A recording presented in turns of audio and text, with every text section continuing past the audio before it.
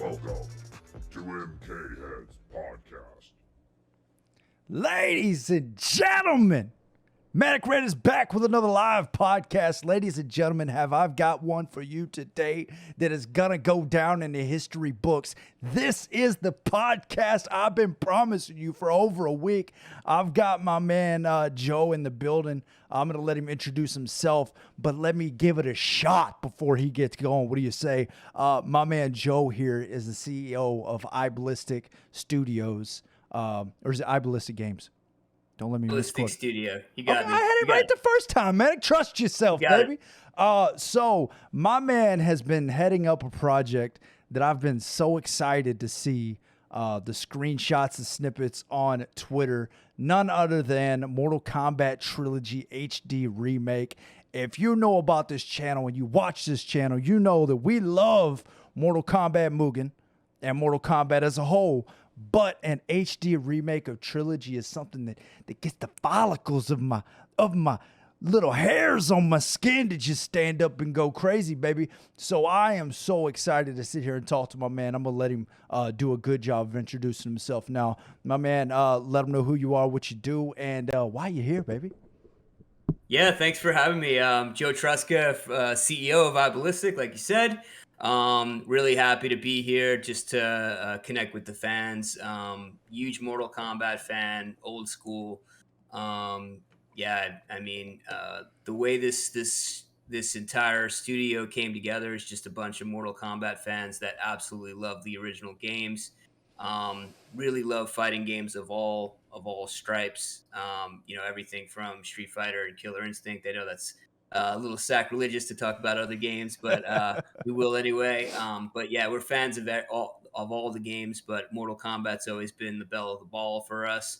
And we just it came together as just a group of fans, and then now it's progressed into a genuine studio that has secured multiple contracts. And the only reason we're not making this game for free is because we're just busy with paid work. And I wish I get that. That's one of the questions a lot of people ask me is like, why don't you just make it? Just do it.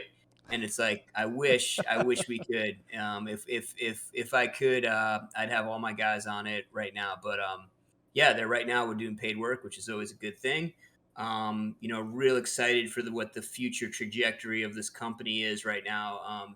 The fact that we've had, everything that we've kind of been through to get to where we are now, has led to multiple studios or publishers being like, oh yeah, I know who you are, like from that Mortal Kombat stuff. So, they kind of, it's just a huge leg up with everything, because it's sort of like having it be out there, like how far we got and what we're capable of. It's half the sales pitch. So when a new game comes my way, it's like I don't even have to try and sell the studio. They kind of know who we are already. So yeah, thanks a lot for having me. Yeah, man, I'm super excited. You're one of the main reasons I'm on Twitter, if I'm being 100% honest with you. Yeah, I don't know how that makes you feel. But I don't know how I feel. I'm not even sure. I'm not sure how I feel about Twitter, to be honest with you. I'm the same way. Give me like an hour and a half, and then you tell me how you feel about that. Yeah, for sure. So I had been seeing whispers of this game probably, I don't know, 6-7 months ago. I started seeing whispers, and trying to keep your finger on it on places like Reddit and other streamers that Facebook has got quite a few really good Mortal Kombat streamers.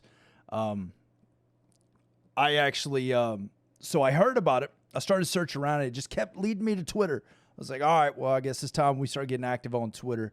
And we had a couple of retweets between the two of us. And finally, last week, I was like, I'm feeling myself today. Let me reach out to the guy and see what he says.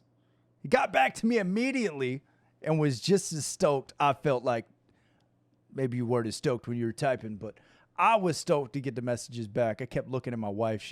My wife is not a gamer. She keeps looking at me like, why are you cheesing so big? And I'm like, you don't understand.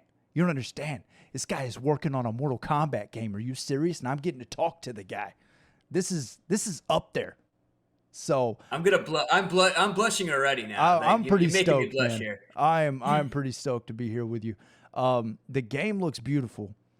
Thank you. You're familiar with Mortal Kombat Mugens, obviously. I've heard you talk about it before. Are you familiar with a game named Mortal Kombat Defenders of Earth? Yeah, yeah. I not super familiar with it. So there's a colored past when it comes to Mugen. For sure. When That's yeah, one way yeah. to put it.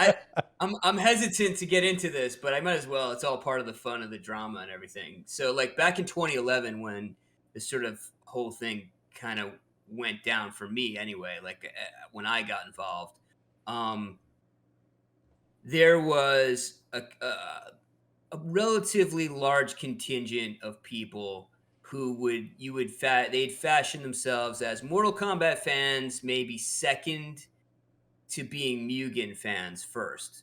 And so when we decided to do this whole thing as a fan project all the way back in 2011, October 2011, um, there were a few guys that I guess have been really just big time in the Mugen community. Yeah. One of those guys actually is on the team now. His name is he's known as Bleed is his tag, but his real name is Gabe Melendez, and he's the one he's basically our lead character artist. And he's the one that, like, anytime you're seeing like Scorpion and Baraka, maybe some of the other characters you might have seen in the past, that's usually his work that you're looking at.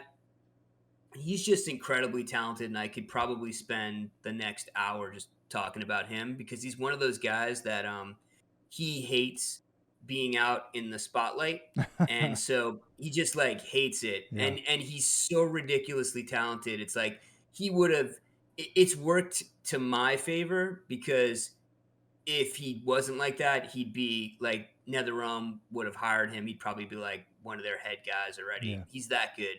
And so it's worked to my favor in that respect, is that, he's always sort of been there because that's like not his forte. He just doesn't like he likes to keep to himself. He likes to put his head down and do the work. Just an unbelievably talented guy. And anyway, it's where I was going with this is Mugen had some people, I'm not going to name any of the names, that would come into the sort of the trmk.org. That's where we all kind of congregated back then.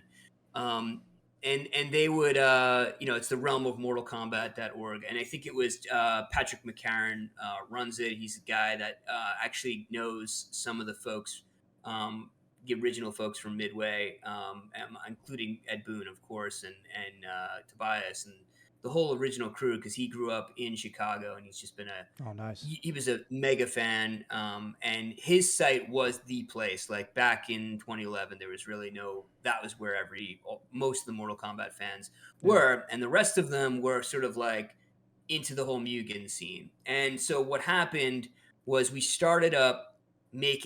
came up with this idea. Gabe is the one who changed my perspective on it. And I'll quickly just say that some of the Mugen folks were kind of peeved off because we wouldn't commit to like making this a Mugen thing, and they would be like, "Oh man, you guys are doing great work. Like, when are you gonna release it so the public can have it?" Yeah, Basically for free. wanting basically wanting it for free. And honestly, the plan when we started out in 2011 was to just make this a free game. I was never thinking about making any money off of it. It was just like I was a big fan and I wanted to make this game. There's a little bit more there. I had lost my job recently, and my wife was pregnant with my son, and like it was just the worst possible timing for like basically losing your job. Yeah. And to keep my mind off of things, that's where I got myself into this trmk.org kind of thing, as just a way to like not get depressed. And so everything I was doing was just really kind of therapeutic for me and just kind of keep me going. keep me on the keep my spirits high and let me, utilize my creativity in a way that it was like there's no pressure, right? Because you're Yeah. just doing it for free and it's like the community's behind you. But I found that a lot of those, not everybody, but a lot of folks from that community were grew pretty sour on what we were doing early on.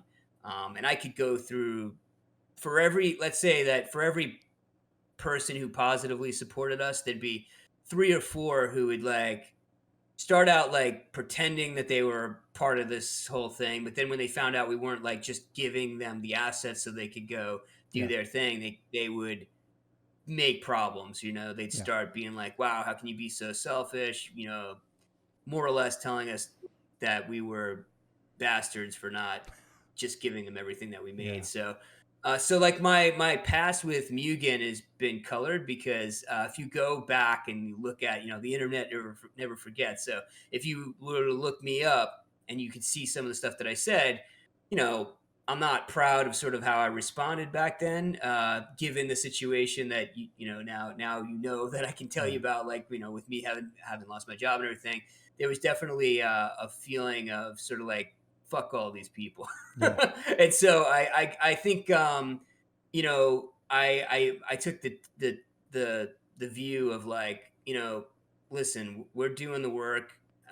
You guys should just be happy that we're doing it for free, Yeah. and we intend to release this as a free game, but we got to do it our way, not your way. So yeah, that's the longest way to say yes. I'm aware of the Mugen community, and generally I support what they do because I think a lot of what makes MK Trilogy successful is the fact that like really any Mugen game is sort of like what you can take. If you took MK Trilogy to like the a level 11, Yeah. that's basically what people have tried to do with that. And so yeah, Defenders of the Earth, and there's a few other ones that probably deserve a shout out that are just really really good stuff.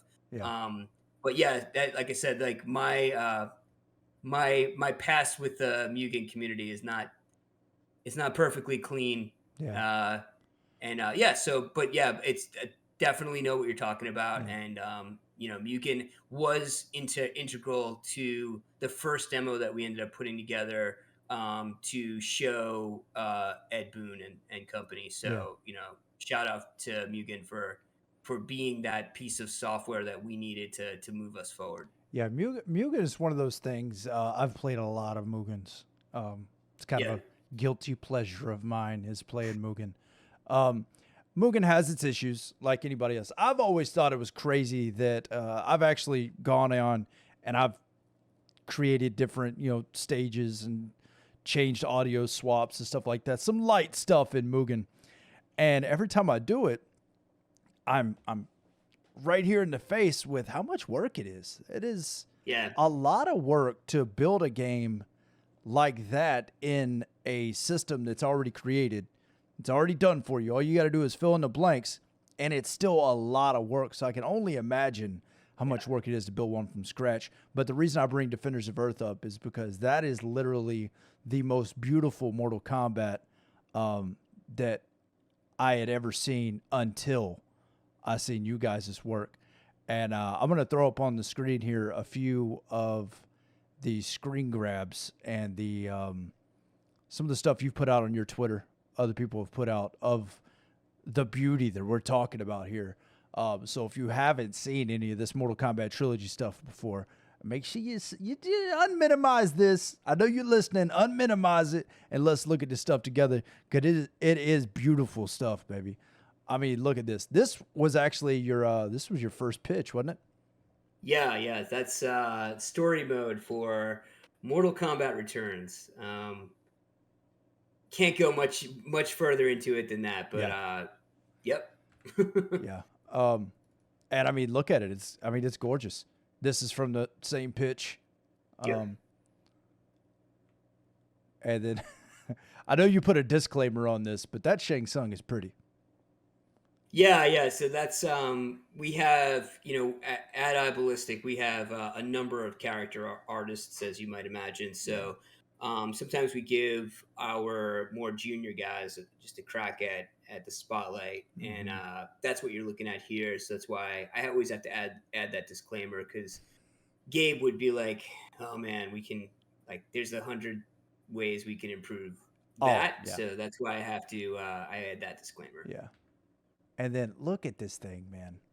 Yeah, now This, that's one of our new members of Eyeballistic. He goes by Samsk8. You should check him out. Um, he is the one character artist that he first of all, the way we got to talking was I was like, "Hey man, like your stuff is really good. Would you consider joining the team?" And he was like, "Absolutely." He's like, "I've been a fan of Gabe's." And Gabe got a kick out of that, to hear that he's got sort of like a fan base, like the yeah, next generation coming up. He's like, "Yeah, I've been following Gabe's work for a long time, and he was the one that inspired me to get into all of this." that's And cool. so Gabe was like, "Wow, this guy has legit talent. Like we've got to bring him on board if we can." So You said his we name is did. Sam Skate, like a skateboard? Yeah. Well, the 8 is it's a number 8. Okay. It, All right. I'm just writing it down because I'm gonna go look it up. yeah, So he has a lot of stuff he does for us. Just so you know, he's okay. got some of all the newer character designs are all him. So what are we looking at here? Are we looking at just a compilation of different things that you have working, or is this actual M game simulation kind of a? Yeah, so it's a compilation. It's a composition that is sort of a put together of what the game could look like. Mm-hmm. The environment that you're looking at is rendering right out of Unreal Engine 5. So that is legitimately how the game would look on screen when you hopefully are playing it one day. Same thing with the interface, that you're seeing on screen. It would all look really nice in 4K resolution. But the characters are an interesting one that I think it's worth chatting about this a little bit, Mm-hmm. because we've been thinking about this a lot, and I have conversations with Gabe about this daily, pretty much, and he's got one view and I have a different one. I'm And sure that and it, rarely happens, right? yeah, right. And so we I wouldn't say that we're fighting about it, but we're kind of like trying to get a sense of what the community wants, or at least that's my view, is that we should get a sense of what the community wants.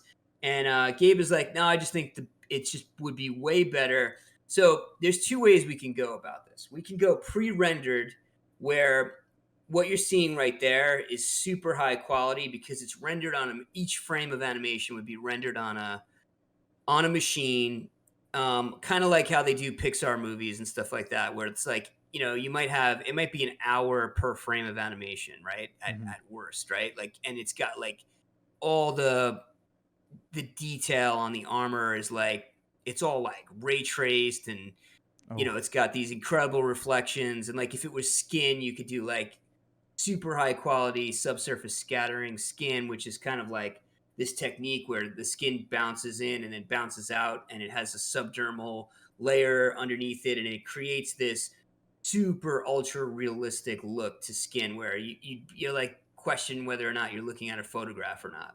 yeah. We could go with that, Mm-hmm. or we could go with Unreal Engine 5's built-in lighting system, which is just mind-blowing. It's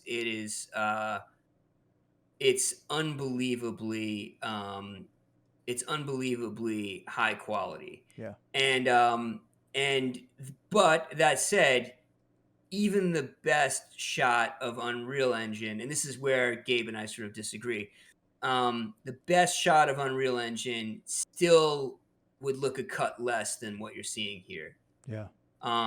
Now the upside to making everything real time rendered is we can do stuff that the original game couldn't. Like when a character wins, we could zoom right in on them. Like have it like we could change the camera angle, and it would be a lot like MK11. The way it's a fully, you can totally take advantage of that fully 3D camera. Yeah. But the argument there that I have is that, well, that's not what the original games do. and the expectation would probably be that you're just gonna do what the original games do at the highest quality that you can do it. So it's really, we're just back and forth on this all the time about, and he keeps trying to prove to me like, no, like fully 3D characters would be the best way to go, because from a technical standpoint, it takes up a little bit less RAM, um, especially when you're thinking about Shang Tsung, right, and all of his morphs. Now, capturing that in 4K resolution and sprite sheets, the way we have to do, like, you try to fit as many. That's my wave of I'm visualizing how many of them there are. You'd have There's a to lot. place on a 4K sheet, right? 4096 by 4096 pixels, right? Because it's square pixels. Mhm. You have to. It's a square texture that you basically having to place each one of these characters in 4K resolution in that space. Um, you maybe can fit like. You'd have to go a little bit lower than actual 4K resolution, which people wouldn't necessarily pick up on right away, but it would be a little bit lower Yeah. resolution, and then you'd have to repeat that like maybe 70. You can fit maybe 70 frames per sprite sheet. Yeah. So now you think that the average character in the game, I think I figured it out, needs something like 160 to 200 frames. It might even be more than that. And then if you're Shang Tsung, you got to take that and multiply it by like every character, right? And Yeah. so Yeah. there's some tricks we can do for like the characters that are just like color swaps, where we can like use the GPU on your machine to like change the color from sector to Cyrax. And it's really just sectors frames that you're looking at, or Yeah. Cyrax's frames, but it's actually renders as sector. So there's stuff we can do to like cheat it, but you can get up to like, that ends up taking a lot of RAM, that like, to get it to run at that high quality. Mhm. Um, and so, to Gabe's point, we wouldn't, if we go fully real time, the shackles of all that are kind of completely removed. Um, One thing though that we can't do as well is the morphs. Like the original morphs are, I would use morph software that actually like they use in movies to make it so that the morphs are exactly like the way they were in the original, where like you see, if you look at every frame, it actually like the character changes shape and becomes the other character Yeah. when Shang Tsung does the morph. And that means a few extra frames of animation. I think it's like 7 or 8 frames just for each one of those morphs.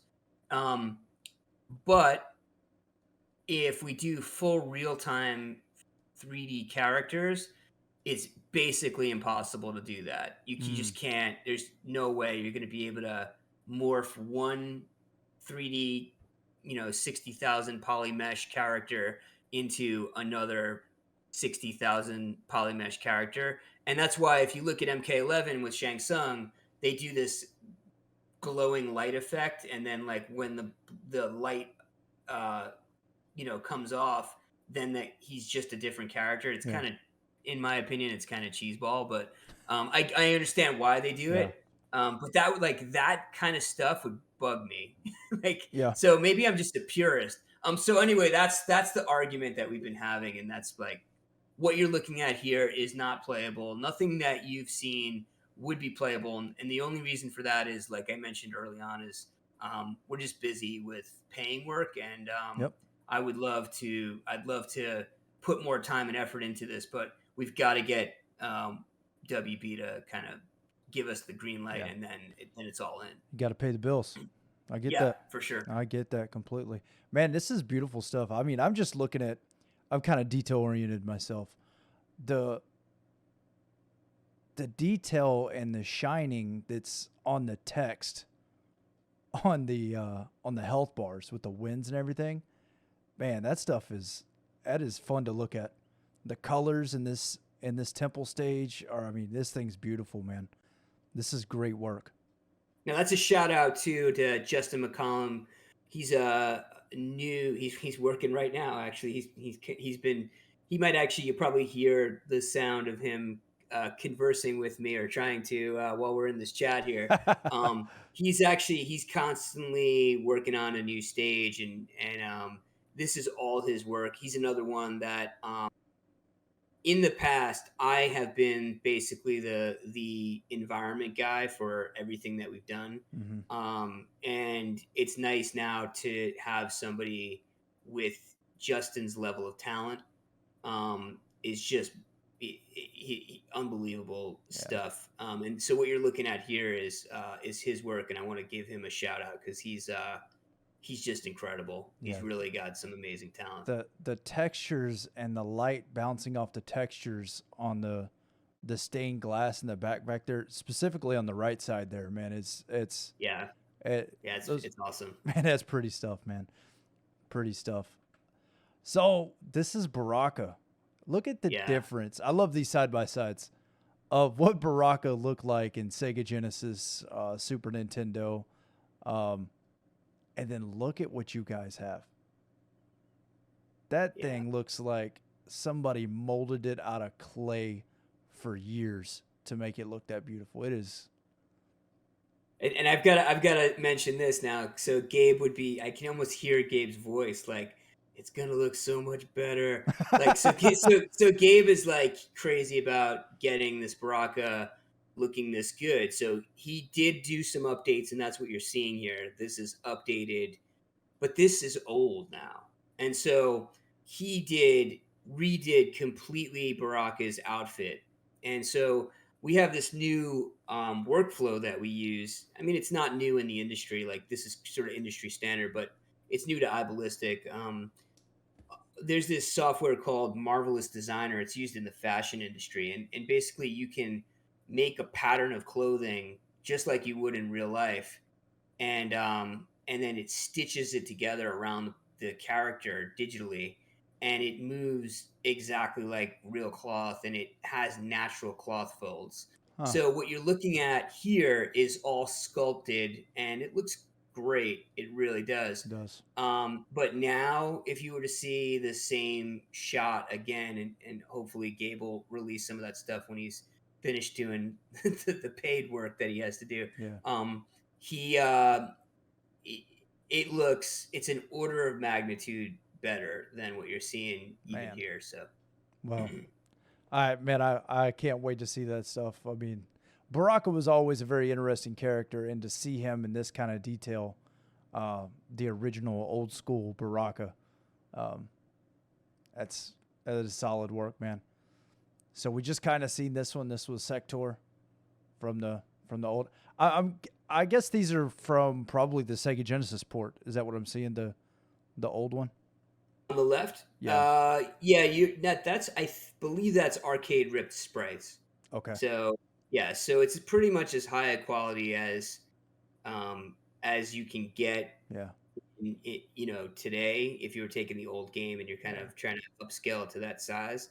And it really does show you know how the detail gets lost when you try to get it that when you try to like essentially get it to that size. Yeah. So what I looked at early on, really early on, was using a machine learning algorithm, which can do a really great job now at taking something that's low resolution and then pumping it up all the way to 4K resolution. Yeah. But even that, the pixel count is so small, it's just really not enough there to work with. Yeah. So there'll be people who will ask me from time to time, like, why didn't you just like upscale it using AI and stuff like that?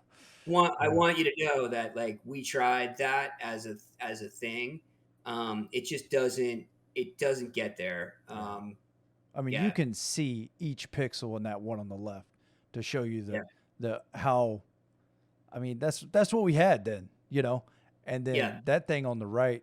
So when you guys are making these, you guys are starting from scratch, or do you kind of start with the old one and kind of, Yeah, I think the way we handle it is we start with like the screen on the left, pretty mhm, much blown up, so that you can try to see as many of those pixels of detail that you possibly can, yeah, and then we have a lot of shout out to MK Secrets, I think .net. I'm not sure if it's .net or .com. They have a lot of close-up photos. They're still really small resolution, but you can actually see the detail on each individual piece Yeah. of of the equipment that they wear and the costumes.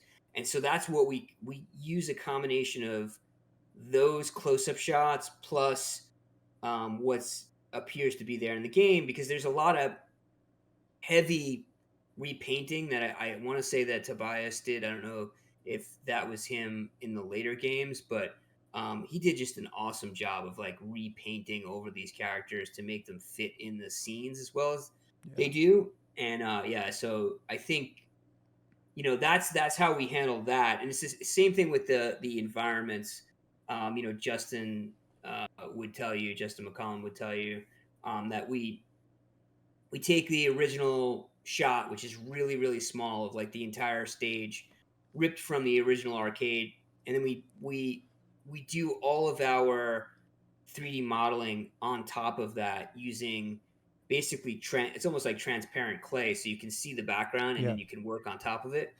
And that's how we can get it so accurate, so that when everything you're seeing is one to one, relatively almost one to one to what is actually there, because we're making sure that we put sort of everything we can into trying to get the just to get it as accurate as Yeah. possible to what was actually there in the original.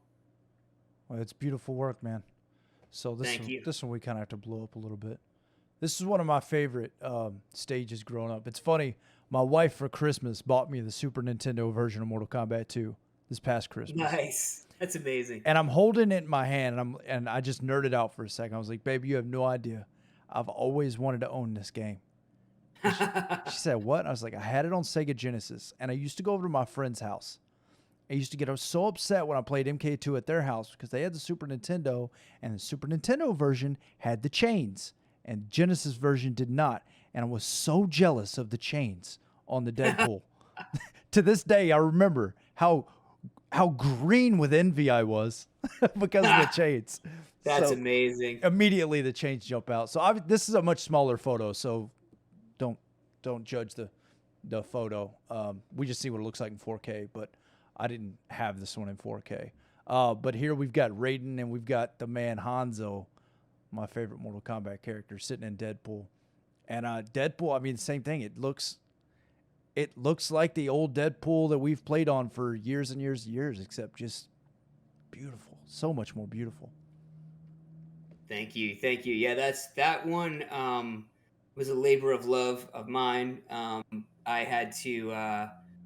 This is the stage that I was probably most frightened to try and do, because I knew that it was going to test my 3D modeling skills. I needed to hand sculpt the statue, and that just was. It took me a long time to get that right, especially since I really needed to uh, own my. I don't know if that's the right word. I needed to really practice to get my skill level up to what I felt was necessary to reach this point. Yeah. And so there's a lot of versions of that statue that were just terrible looking, and I would, just total abominations. But I stuck with it, and it was something I worked on pretty much every night for really months at a time. And once I got that to a point where I could do it, I found that all of a sudden something clicked in me when it came to like modeling statues. That what, I can do this now, Yeah. and so that's why, like, when I don't know if you'll have it here, but when you see the Pit 3 stage, if you get a chance to show that, or if any of the viewers or listeners get to I don't see believe it I on have that Twitter. one. I didn't find that one. Yeah, that one has it has that gargoyle on the throne on the Mm-hmm. right hand side of the screen. And so, like, that was me being confident because of this scene. Nice. I knew that I could kind of pull that one off Yeah. too. Well, I think you nailed it, my man. It's Thank you. it's Thank you. beautiful stuff. So here's another one. God, dog, look at this Goro Man, I thought I had. You know what? I might. I don't. These are lower quality. I apologize that I've got low qualities of this. Um, but that Goro is beautiful. Yeah, thank you. Yeah, that actually was done by a character artist who is no longer with us. Not for any other reason than he started his own architecture business out in Brazil, and he was like, "Listen, man, this has been my dream. I'm making crazy money doing this, and I really don't have time Yeah. to kind of do like this fan project because back then it was just a fan project, and he he handed off the assets to it. So we'll probably end up remaking Goro, but that was the most recent version Yeah. of him I have, and I think he did a great job. And again, another beautiful stage. Looks great, man. Thank you. Yeah. So those shadow priests in the background were they were all sorts of fun to get right. That was again like I want to say like 7 months of work before I was felt ready to get it right. So Yeah. I midway through I basically started using that software I mentioned, Marvelous Designer, to try and figure out how to stitch that outfit together and get it to fit with the characters so that they have their hands together and everything. Um, yeah, that took some doing, but once I figured it out, I was able to kind of tell Gabe about it, and that's what I think inspired Gabe to get into using that software to make realistic character clothing. And I remember him saying to me, like, his first few weeks using it, he's like, "This, I'm ready to like throw my computer out the window, like fuck this program." And then he just got it. He just like one day he just got it, and like now, there's really nothing he can't do that doesn't look like real cloth. Yeah. But that's why the folds and stuff, like, it kind of looks realistic because we use that software that's like basically simulating real cloth. Yeah. And then this is Hanzo and my man Rain. Yeah, yeah. So this is Justin McCollum again, just rocking, just brushing it with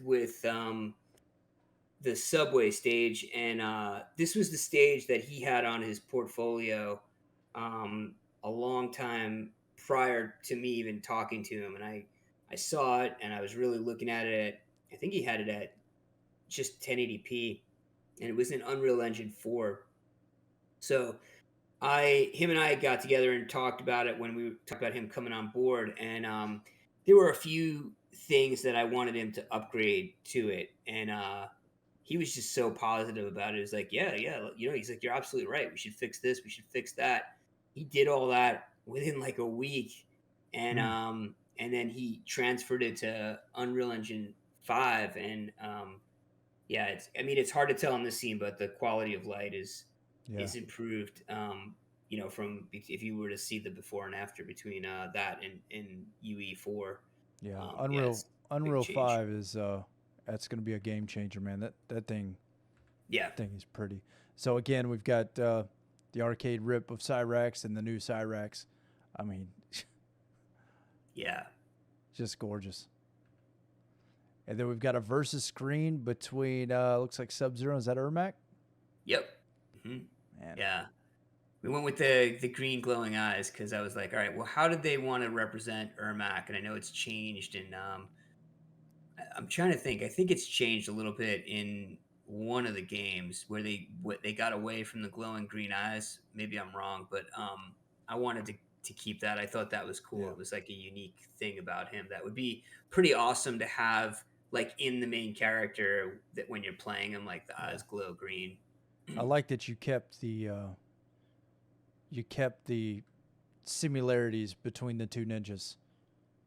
Which I Yeah. mean, in the Mhm. original games, they were color swaps, right? I mean, they had Yeah. such small amount of disk space that they well, it wasn't disk space back then, but so small amount of space that they had that that's how we got Scorpion, Sub Zero, Reptile, Noob Saibot, Yeah. Ermac, Air Macro. When we finally did get him, I mean, Yep. that's what it was.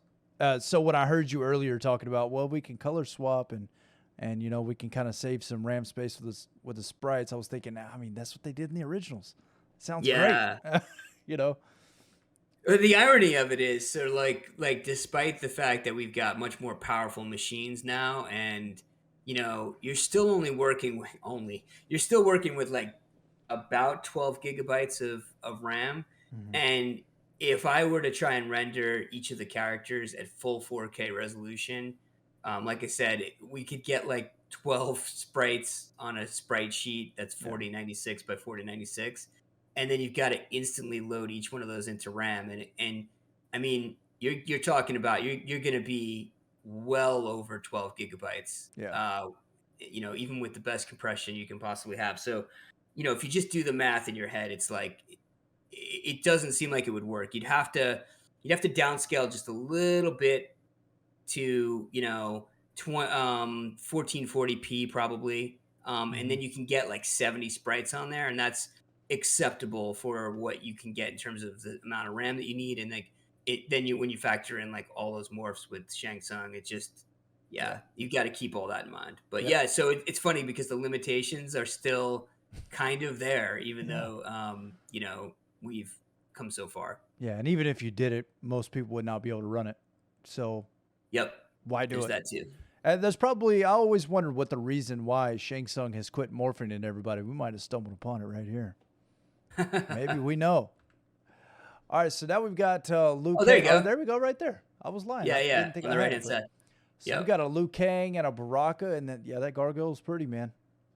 And they Thank you. get the statues in the back too. Yeah, those were a labor of love to get right. I'll tell you. Yeah, they look Um, great, man. Thank you. Yeah, you. I think you guys have done a very good job of capturing the essence of what we all felt when we played this game. You know, you Yeah, look at the gargoyle and the throne, um, the the side of the pit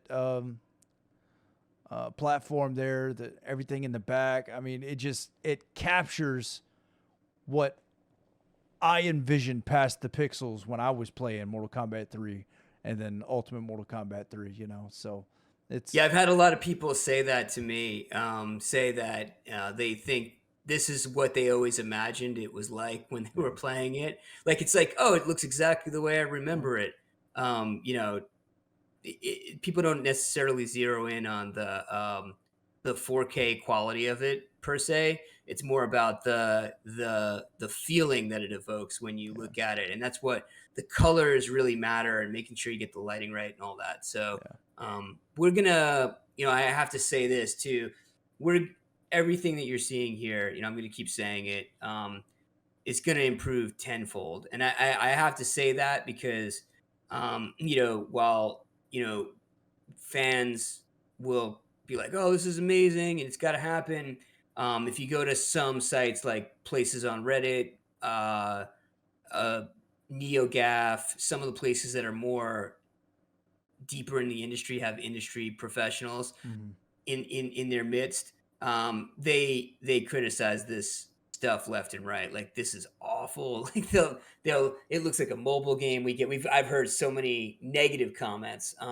And even within our own team, we know we can do a lot better. But we're doing what we can for what we have in terms of anybody that's being paid to do this, yeah, which is to say no one is. yeah, So right now we're just trying to do the best we can, yeah, and keep that quality up. But I always want to make that disclaimer that like everything you're seeing is gonna improve yeah. massively. I mean, look at the tan lines on my man Luke Kitty. Yeah, I mean, yeah. my man has got the farmer's tan. I mean, just that level. I never thought Liu Kang would have farmer's tan, so maybe I don't know. I was saying this has captured the emotion. I don't know. I never saw Liu Kang with. It's a nice artistic touch there. All right, so and here's a even closer. I mean, look at this thing. This thing looks right. You got some different font going on in the. So y'all went with a Mortal Kombat 2 style HP bar in this one, which Yeah, so that's one of the things that I'd love to do with this game, because a lot of people went. So there's been some confusion that I'd love to just clear up here let's too. do it. A lot of times people were like, "Well, what are you making? Are you making the original trilogy, Mortal Kombat 1, 2, and 3? Are you remaking those? or are you doing Mortal Kombat Trilogy? So it is Mortal Kombat Trilogy, and it's funny because somebody wrote an article. I don't remember which publication, and everybody picked up on it, which is great. Hmm. But they happen to get the wrong info. They basically said to everybody that we're not making trilogy, but what we're actually making is 1, 2, and 3. Yeah. And the reason we're not doing 1, 2, and 3 is because, just in conversations I've had with Warner Brothers, if not NRS, they've been pretty cold on those games, mostly because they feel like those games are, 1 and 2 are not even considered in the tournament scene. Nobody plays 1 and 2 in the tournament scene, Yeah. really. Three UMK3 has a lot of tournament play, and so they'd want to get that. I've been told in the past, like you got to get that one right. Like you've got to nail that right, nail the gameplay on that. It has to be Yeah. just right. But what you're looking at here is sort of my solution to anybody that wants those original games, like I still kind of do. Yeah. And the way I look at it is the way we would do it is we would make, Mortal Kombat Trilogy, and it would allow you to just choose your own life bars, and eventually maybe it's a pack that you buy or whatever for Hmm. $9, $10, whatever, and it gives you the game's playstyle changes to Mortal Kombat 2 with the intro, and it just runs exactly like Mortal Kombat 2, or runs exactly like Mortal Kombat 1, or runs exactly like UMK3, Yeah. and this way, if you're a fan of Trilogy, you get that.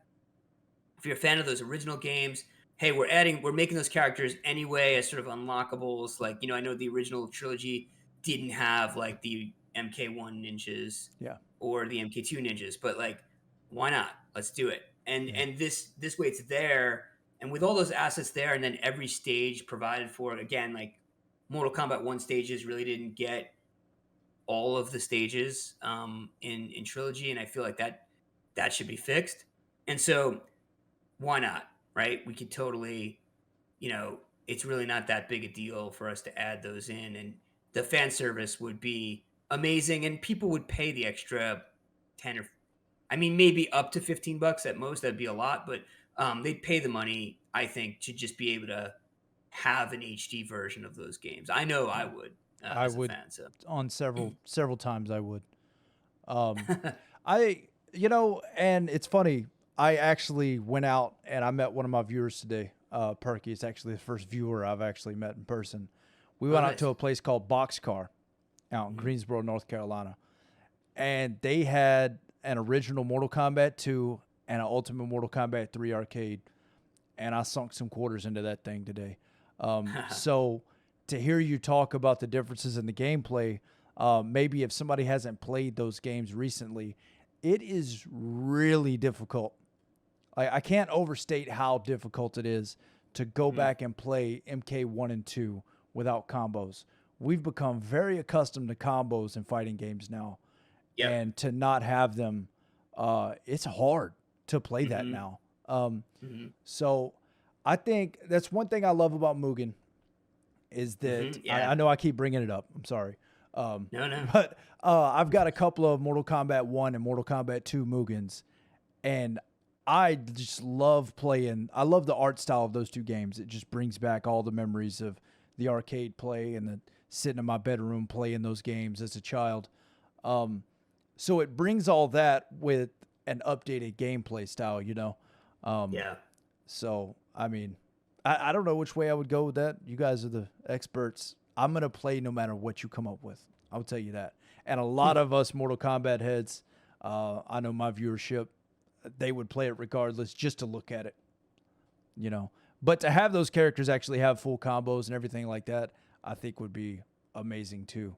So Yeah, I think that would be the plan. I mean, unless somebody told us not to do that for some reason, but yeah, why shouldn't you be able to play like an MK1 Ninja, and still, because they're 3D characters, they can all run. They would have all the same moves. It would yeah, be It's just a matter of rendering time, or if we go by Gabe's method, then it would be, just the bones transitioning position in real time, and it's really Yeah. not a big deal. So, I think that it just seems to make sense that that's the way it would go. Yeah.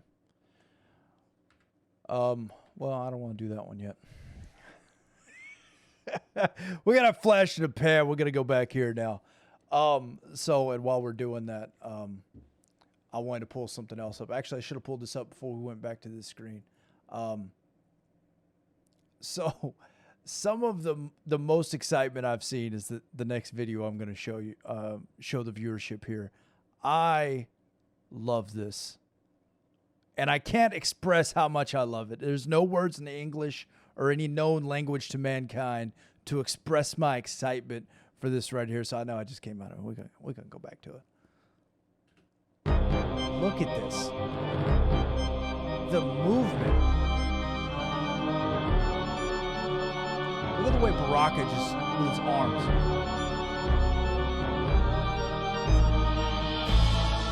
If that don't get you going. The audio, the soundtrack, man. That was it. Updated, fresher, but man, it's gorgeous. Look at the candlelight, the fire coming out of the skulls back there. I mean, that right there. That does it for me, man. That was the pinnacle for. I think we released that just before the new year, and so that was it's a combination of Justin's amazing skill and talent with creating that environment, and Gabe's animation and character creation stuff. So just incredible work. I'm surrounded by some of the most amazing talent, and it's humbling, to be honest, because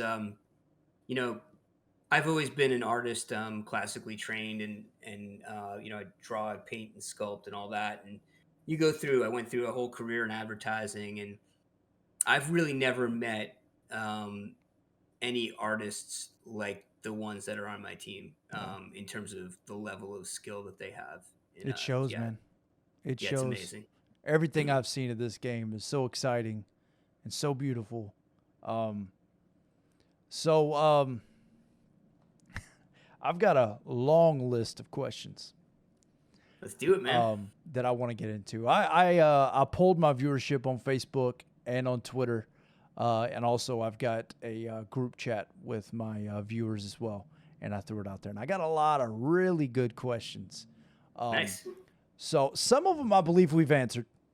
Okay. Some of them we have not touched. So I believe this one kind of goes through our conversation. I've kind of gathered the answer to this question, but the character list. It's going to be a full trilogy character list, and then you said you wanted to add the MK1 and 2's skins as well. Are there any non-canon fanfare characters that you guys have discussed putting in at all? No, the only ones we've talked about are Chameleon with a K and Chameleon with a C, just because we want to make sure that we cover both versions of the game, Nintendo 64 and the PlayStation version. In terms of the actual like adding new characters, my view on this is I'd love to, but I'm acutely aware of production schedules and how when you sign a contract, especially with a company as big as Warner Brothers, there's a marketing machine that sort of gets set in motion when the game is about to be released. Yeah. And so you can't not deliver on time, because that's a lot of dollars that just get set on fire and thrown out the window. Midway's and a good so example of that's that. my biggest. What's that? I said Midway's a good example of exactly what we're talking about. Oh, for sure. So you just really need to get the time.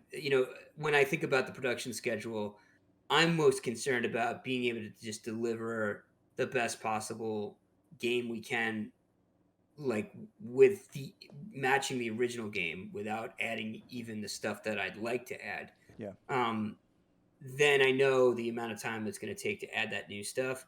Um, but that new stuff has to come secondary to the core game. for sure. So yeah, that's I my view is what I would love to do is release this not as like an MK trilogy remake, but as sort of an MK live service that actually continually releases characters over time, and eventually we could maybe get to the point where we could kind of pick up where it left off in 96, where we actually are taking some of the newer characters that are really cool, like Aaron Black and the Collector, and we're taking those characters and we're re-envisioning them in a 2D kind of Yeah, format. I think that would be really cool, and I think the fan base would yeah. kind of go crazy for it. I'd like to insert Quan Chi as aggressively as I Yeah. can. Yep. Absolutely. Quan Chi. Yeah, so that was going to be my follow up was, does it ease your mind at all with the way the gaming is going with DLC and stuff like that, that you could release a core game, how let's throw out 10 characters, completely random. I know nothing.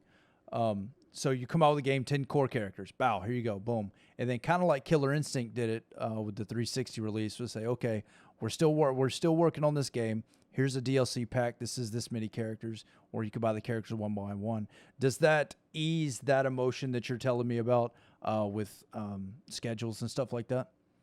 Yeah, I mean, I think that the biggest the biggest thing here is working it out with the publisher and making sure that we meet their expectations, because they're going to want to have assurances that we can get a certain amount of things done in a certain amount of time, or Yeah, else they're going to kill the project because it's going to look like we can't get stuff done in time, and then that's not useful to them yeah, ultimately when it comes to no matter how good the work is, any publisher has to always look at, if you're super late, why can you even get this done, that kind of yeah, situation. So yes, it does ease my mind to have that as an option, and to see what I think was really successful with Killer Instinct, the way they did it. um, I more and more I know that I'm going to get flack for this, because I always do, but the more I look at it and the more I talk about it, the more I think that this game, it says on the change.org that hopefully you get to share with everybody, oh, 100%. that the game might probably be sold for like $39.99. And afterwards I've been thinking about that, and I've been thinking about Warner Brothers releasing their new Multiversus game, and how free to play. There's a game that we're doing that I can't talk about right now, that is completely switched to free to play. It wasn't. It was going to be what they call premium, where it's going to be sold, and then kind of went over it with the publisher, and we said, you know what, this game would just make so much more money as a free to play game, and I think we'll recuperate our costs, and instead of making a few $1 million in profit once, we have sort of this ongoing live service thing that we do, which is more expensive upfront costs to like create a store and make it free to play, and there's all that risk that nobody's going to play your free to play game. Yeah, But if it's Mortal Kombat, and you come at it with a free to play plan like I'm devising sort of as we speak, um, I think that is very appealing to Warner Brothers. It's forward thinking from their perspective. yeah, Like, okay, this is like not a one time release and then it's one and done. It's a multi year contract that can keep getting extended as the game hopefully shows some level of success. And so, yeah, my answer to that is, I think the game ultimately, if it happens at all, will happen as a free to play game. Warner Brothers is in this unique situation where they've got, well, it's not necessarily unique, but they have billions of dollars at their disposal, and they could risk a drop in the bucket for them yeah, to say yes to this and just see how it does as a free to play game. Um, And if they win, if they get it right, it becomes like the next Fortnite, and it generates billions of dollars for them. And Yeah. if they lose, they probably still recuperate their money because it's Mortal Kombat. So they Yeah. can't. Basically, they can't lose. Look, you're kind of a big deal, right? I know you're not gonna say you're a big deal, but look, I'm not going to say I'm a big deal. No, compared to definitely Manic not. Red, you're a big deal. As somebody who's rubbed shoulders with the likes of Ed Boon and NRS as a studio, I'm hoping that maybe somebody's eyes will land on this little podcast and I go, what's this Manic Red guy going on about? And I'm just going to make a couple of statements, and I hope it finds the right ears. Listen, if you slap Mortal Kombat on anything, people buy it. What was it? About a year or so ago, they came out with a Mortal Kombat gaming chair. I wanted one more than anything else on earth, a Mortal Kombat gaming chair. Right up my alley, baby. Couldn't find it. Sold out within seconds. Yeah. I just got a Kotal Khan the other day. It's sitting over there on the corner. I ain't found a good spot for it. I bought that Kotal Khan 3 months before release, one of the McFarlane characters that I've got so many of. 3 months before the release day comes, couldn't get it. Sold out. GameStop can't get them. The list goes on. Look at the stuff behind me. Anything you slap Mortal Kombat on, people like me and the thousands, tens of thousands, if not millions, of OG Mortal Kombat fans have been playing this game since 1992, since its release. We're going to buy it. If you release this game for $100, you got mine. If you give it to people for free, you're going to get theirs. I think NRS has got a couple things they're dealing with, and I don't want anybody to take this out of context. I am not saying anything negative about NRS at all. They run a studio. I'm a guy who plays video games. I don't know what I'm talking about. But they've gotten a lot of flack for their 2-year release schedule and how they release a game and they back it up for a couple of years. Then they release a new title, back it up for a couple of years.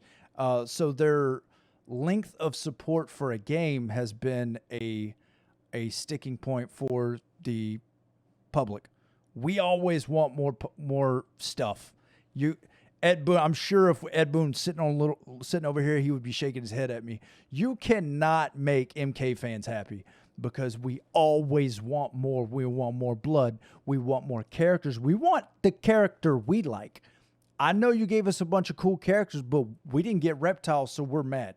That's just how. I mean, that's how we are, unfortunately. and your game's always going to be broke. But then come on, Mortal Kombat is notoriously broke and we love it.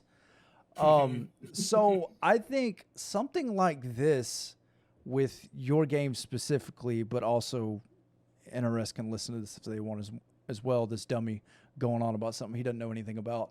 But if you created a game like they did with Killer Instinct and you just put the base copy out, and then you just continue to add to it and say, look, we're going to add to this game. We're going to keep adding to it. I don't know how much goes into creating one of these games. I've never created one. But on the outside looking in, I have to think that it would be easier to release a game and then have a smaller group of people working on the next stage pack, the next character pack, and slowly look, okay, we got Rain Ermac, and we got Devora done. Why did I say Devora? She's not even an old school character. Sorry. But you know what I mean. Just 3 characters say, look, okay, we got these done now. Cool. All right, let's put them out in DLC pack. It seems to me that would be easier than, let's push this off a little. We didn't make it to May 21st. Let's push it back to September 3rd now. That's going to be the release date because we didn't get these characters done. Instead of doing that, it would just make more sense to me. And look, I'm the type of guy I just recently bought all these old school games, the whole stack of them. I own Mortal Kombat 9, 10, and 11 on 3 different consoles, each of them, with legendary editions and all. I mean, I'm the market that is a crazy person.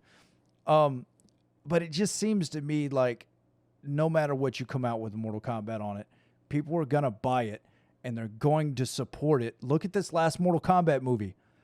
I'm sure you've seen it. Yep. I watched it 6 times the day it came out. Yeah. I took leave from work. I woke up at 3 a.m. and I set my little butt cheeks on the couch and I watched it. First time I watched it, I hated it. And then I said, all right, Manic, look, shut up. Watch the movie again. And now I really like the movie, but look at what it did on HBO Max. And what did they gave you that content. It was for free, essentially. Yeah. I mean, you paid for the subscription, but it was for free and people supported it.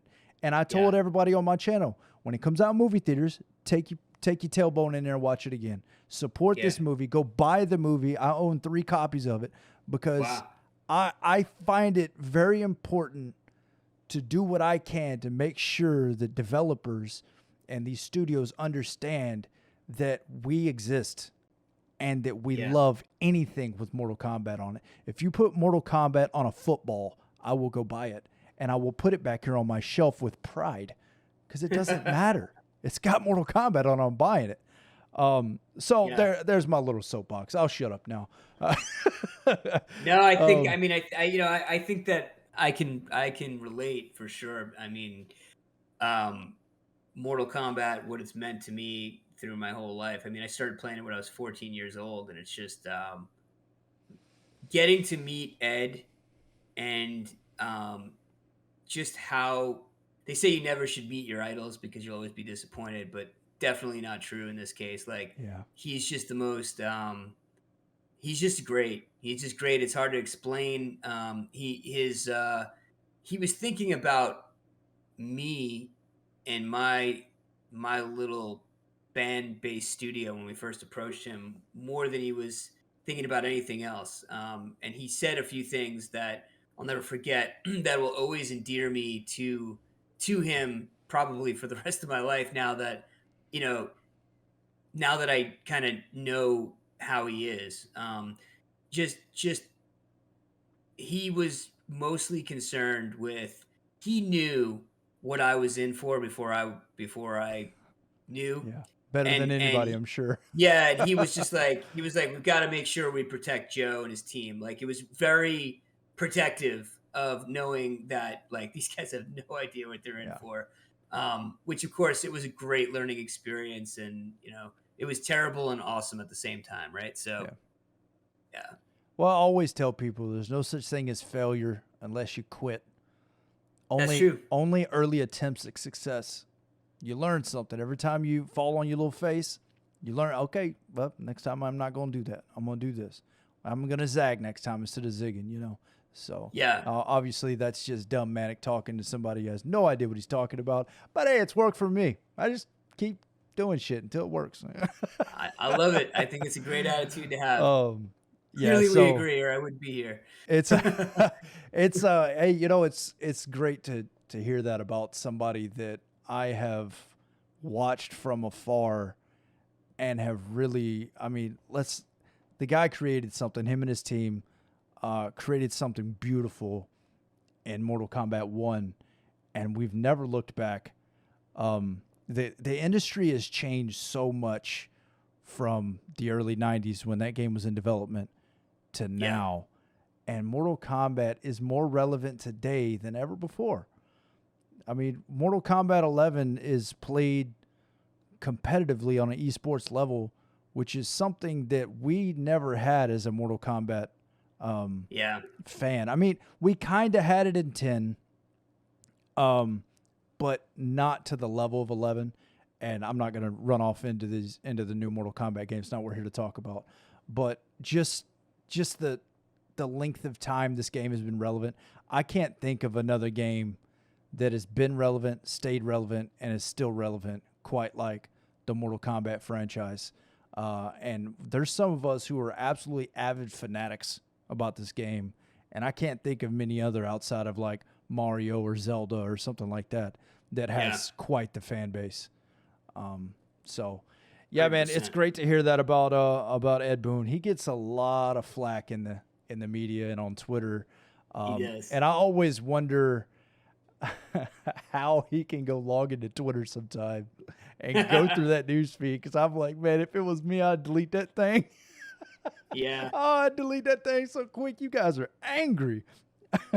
Yeah, I think he. I mean, there's been a few times where he probably said some stuff that I don't know if he would regret saying them because they're truthful, but I'm sure he just had like no fucks left to give after a certain point because he would, I know, I don't know if it was recently or something, but he was like something like, oh yeah, the last thing I'm worried about is what some entitled MK fans want or something like that. Yeah. And that's very un-Ed like for him to say stuff like that. It's rare that you would see him sort of shoot a barb out at the fan base, Yeah. but let's be honest, we deserve it, Oh, right? To some there is some degree. Mortal Kombat fans who absolutely deserve a Yeah. swift kick in the junk. There are Yeah. some people who are in their grandma's basement angry. Yeah. And I've told other people this before. Ed Boon does not need to be making Mortal Kombat. Nope. Let's be Nope. honest. Nope. Ed Boon made his money Oh and yeah. does not need to be. He does this because obviously he loves it. It was his child, his brainchild. In the room with John Tobias and Dan Forden, and they cooked up something beautiful, and he's in it because he loves it. The only more Yeah. and I tell people this too is I look at the one Mortal Kombat game where, if I'm not mistaken, John Tobias and Ed Boon were not a part of. They left the project. Was a game Which we one is got this? called Special Forces. Oh yeah, yeah, yeah. So I don't actually know the story on that one, so I can't comment. But yeah, that's what the interwebs have told me. It's probably a lie. I'm gonna get somebody under here going, Manic, you're spreading disinformation, sir. Yeah, stop it. That's what I heard. The streets told me that. The streets sometimes lie. But that's the kind of Mortal Kombat games we could be getting without the direction of the man who created the whole multi-universe, whatever Yeah. it is now. Yeah, no, totally. And I think one of the things that sort of I've come to the realization about Warner Brothers, and it's sort of an unfortunate realization, is that um, they don't necessarily give him the respect that I think that he deserves. Mm, They think of him as glorified quality assurance, and I've yeah. heard some things without pointing names or naming names specifically, but I just my reaction to that is sort of it's visceral, right? I feel it in my gut, and it makes me angry because he's such a great guy, Yeah. and he deserves the credit for really, like you said, keeping Mortal Kombat the in the mainstream, you know, mainstream's consciousness for Yeah. the past 30 years. So Yeah, I think look, again, I'm gonna keep putting this disclaimer out. Okay, I don't want somebody to grab a little snippet and send it to Ed Boon and make him mad at me, or WB for that matter, or anything. I don't know what I'm talking about. But it seems to be that there's a massive disconnect between WB, NRS, Mortal Kombat, and the fan base. And the yeah, biggest thing I can point at and say, Exhibit A, case closed, that's the game in Jim Carrey voice, is Cole Young. yeah, It's out there. That was an implant from the studio because they needed somebody in there that the fans, the viewers rather, could relate to. And that just goes to show that the people that were wearing suits in that room who decided that and pushed it on the writer that is a Mortal Kombat fan, they didn't understand what they were dealing with because Johnny Cage has always been that for us. Now, always. I'm not going to complain that Johnny Cage wasn't in the movie because I get what they were saying with Johnny Cage and Kano competing, because the gentleman who played Kano was marvelous. He was awesome. Oh Yeah. my God, he was so good. Yeah, that's good. So I get it, but you could have made that movie without Cole Young, and you also could have come up with a better idea for Cole Young. But all that is to say that is what I always point to when I say they don't understand that Mortal Kombat fan base, that we're crazy. We're all lunatics, and we immediately can pick up on anything that isn't right on with the lore. And I really do hope that they kill that character, Johnny Cage style from Annihilation. Immediately, if anybody's watching this, just opening credits. Like, come on, give him his little credits, and bow out of there. He's a great actor. That's what hurts. Recast him as Scorpion and make it happen. Yeah. You know, yeah, I don't know. That just seems like there's a big disconnect, and I wish that there wasn't one. But let's be honest, people who work in the highest levels of a skyrise at these studios are not sitting at home playing Mortal Kombat. They're just not. So I get the disconnect. It's much like when you have upper management and lower management. Upper management does not know how you're mopping the floors. Yeah, You know? It's intensely. There's so many things that I'd love to say, but I'm just not gonna because it wouldn't make sense, especially if I want to continue to work with Warner Brothers. I think that. So I know those guys, right? I know the executive level at Warner Brothers Interactive Entertainment, and they're people. They're nice people. They doing the best they can. They're trying to do their jobs.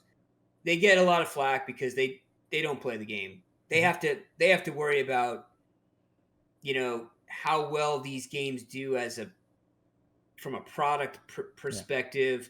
They're concerned about market timing, making sure that they don't cannibalize sales, which is why they try not to release more than one Mortal Kombat product in the same year, because they've done that in the past and they have the data to prove that it's a bad idea. Yeah. So, all these things have to factor in. It's like a sort of a game of chess. And unfortunately, we don't, as the fans, we definitely don't get an inside look into it. And even, as somebody who's had those conversations with them, of course, I only get glimpses of what they're kind of talking about, and you have to do a lot of reading between the lines to kind of figure out what's going on. So I would say that, they're, from the fan base looking out, you look at it and you're like, oh man, they're just the worst. I think that it really comes down to, they have different priorities that they have to deal with. Yeah. And that company is very finance driven, in the sense that the finance team has the most power out of everybody. Creative, Ed and the team at NRS, their say is ultimately pretty small, because I don't know how many studios Warner Brothers owns, but it's a substantial amount. Yeah. And so again, they're not exactly taking. They're not. The way it's working is they're defining how the market is, and they're basically sending that information down to the studios that they own. Yeah. And that's why they get to make some of these decisions about what they think would make the product better, or whatnot. And since we can't go back in time and take Cole Young out of the movie, you and I really can't say whether or not it would have done better with Johnny Cage, because you could always make the argument that, well, we've already seen that story, right? Like that's what the 95 version, I think it was 95 version of Mortal Kombat was, right? Like we've seen that story already. And so would there be a disappointment if you basically retold that story, just modernized it a little bit? Yeah. I don't know. Well, they definitely told a completely new story for sure. They totally did, yep. And I think, would it have made less money? Or would it have made more money? No, I don't. Because I think the majority of the people that watch that movie were going to watch that movie, whether it was Annihilation or not. Yep. We were going to watch it. I might not have watched it 6 times, but I would have watched it. It was a great movie. It was the casting was really good. I have some issues. I always have some issues because I'm a nerd. But we all do. Trust me. I'm not less excited for 2 because of 1, because I honestly think they could fix everything that I disliked about 1 and 2 and move right along. Because at the end of the day, we were never told anything about what happened before the first Mortal Kombat, and that's what that movie was. So I enjoyed the look into it. I'm still excited for that movie, but then again, that's not what we're here to talk about, is it? No, it's not. So that was question number 1. Wow. Oh boy. It's gonna be a long night. It might be. It might be. So we kind of talked about this one before, but I've got a lot of viewers who are they are competitive Mortal Kombat players. So they had some questions that I tried to dial back into a simplistic question, and I hope this gets it done for those guys. So when you're talking about combos and stuff, have you guys made it that far into development? No, we haven't. No. We haven't made it that far into development. But if I can see where this question might be leading, then it might be best to just answer the question the way Ed told me when we met with him first in 2016, because we didn't have the source code to MK1. So in order to remake that game, we had to reverse engineer it. Yeah. And you're always guessing at where the hit boxes and the hurt boxes actually are, and how to make that play right. And so it was even more so. One of the guys on my team, another Justin, actually, Justin Slaughter. It is. Justin Slaughter, actually, he's our lead sound engineer, but he's also a huge Mortal Kombat guy. And he basically came up with this concept where we would take the MAME emulated version of Mortal Kombat 1 and we would record it at 60 frames per second. And I think the actual game only runs at 54.7 frames per second. It's a really weird number, but we tried to get as close as we possibly could to capturing every frame. And then what we would do is we took our HD sprites and we would overlay them directly on top and then perform every move in the game, which is, as you might imagine, is kind of a painstaking process. Yeah, that was the word I was going to use. Yeah, that's right. And by doing that, we were able to get the game to a point where by the time Ed played it, he felt like he was playing the original game. Oof. Because, you've got like every frame of animation of a scorpion jump. Let's say he's jumping straight up, and we're matching it frame for frame with our HD sprite. And so now the timing is right, the jump distance is right. You're kind of guessing at where the hit boxes and hurt boxes are. It's just a matter. That's just what you have to do. Yeah. And so I'm in the conversation with Ed, explaining all this to him, and he goes, "Well, we would just give you the source code." And I was like, "Okay, that's awesome." That really hit me because I was like, I guess I just wasn't expecting him to say that. Yeah. So he would basically, and I would imagine, unless it's just not available, they'd give us the original source code for the game. Mm-hmm. And so it would be exactly what you remember, just in HD. Okay. So that was kind of the question, was the combo system, is it going to be as it was in Ultimate Mortal Kombat 3 and Trilogy? You would go with the same kind of system?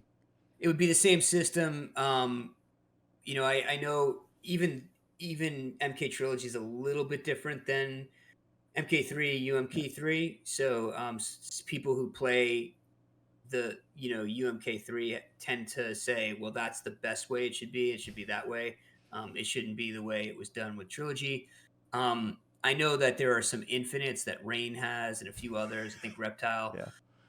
So that we would need to obviously fix those. And that was a thing too that Ed said to us with just Mortal Kombat 1. He was like, there's about 10 things that you're going to need to go into that source code and change to fix. Yeah. That was sort of his mandate early on, was like, we need to fix some of these bugs that were. Well, who better to tell you what bugs were there than he's about the only one who would know, right? Yeah, for sure. And could point you right on how to do it. So. Oh yeah, totally.